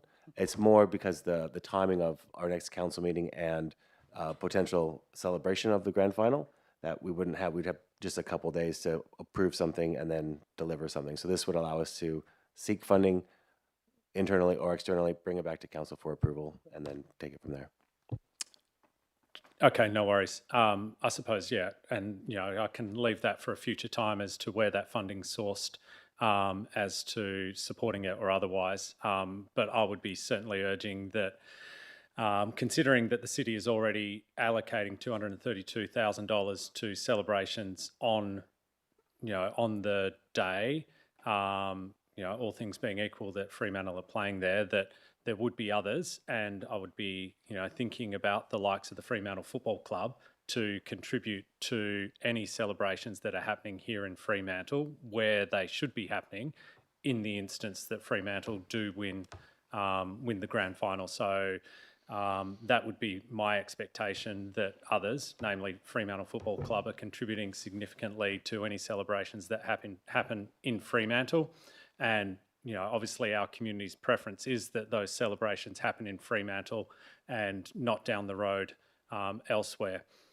I would also, maybe just for the Mayor's consideration, this also presupposes in that last sentence that additional funding has been sourced, and maybe in that after the last comma in the proposed amendment, to maybe make it, if sourced, a budget amendment will be brought to council for approval at the next ordinary meeting of the council, because at the moment it hasn't been sourced, and I would consider it more appropriate to word it in that fashion. Happy to accept that as a minor amendment. That's the intent. Does the seconder agree? Councillor Sullivan? Yeah, great, okay. Councillor, Councillor Clark.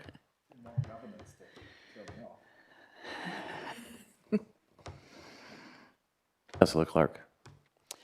Yeah, thank you. Appreciate that amendment from Councillor Moughlin and his comments too. I did just want to, in the vein of this amendment, mention the effervescent Chrissy Mouse, who's the CEO of our Chamber of Commerce, and quote her from a Perth is OK article that was out today. And she says, "My concern is that they, as in the Dockers, might drive down our Cappuccino Strip in a bus and then head to Coburn. Boring. They must come to their cultural home, but it will be be huge and the boys need to come here and not to Coburn, where there's no drinks or there's no businesses around, and the economic benefit will be lost if they do that.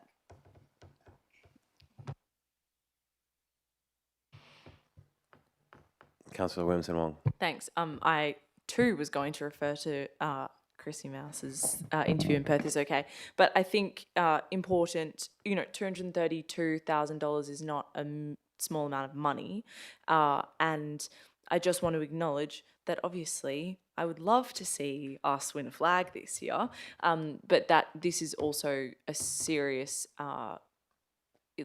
It's going to bring a lot of money into Fremantle that weekend, and we already know that flights, if you're not going to Melbourne, flights to Perth for that weekend are very expensive. So we know that people are going to be here, and I think that it's important to also consider that we have a duty of care to make sure that people have a great time when they're here that weekend, and so that they return, and that the investment in Freo for tourists and people who also live in WA continues. And I'm also supportive of us using this money and this budget amendment for that purpose.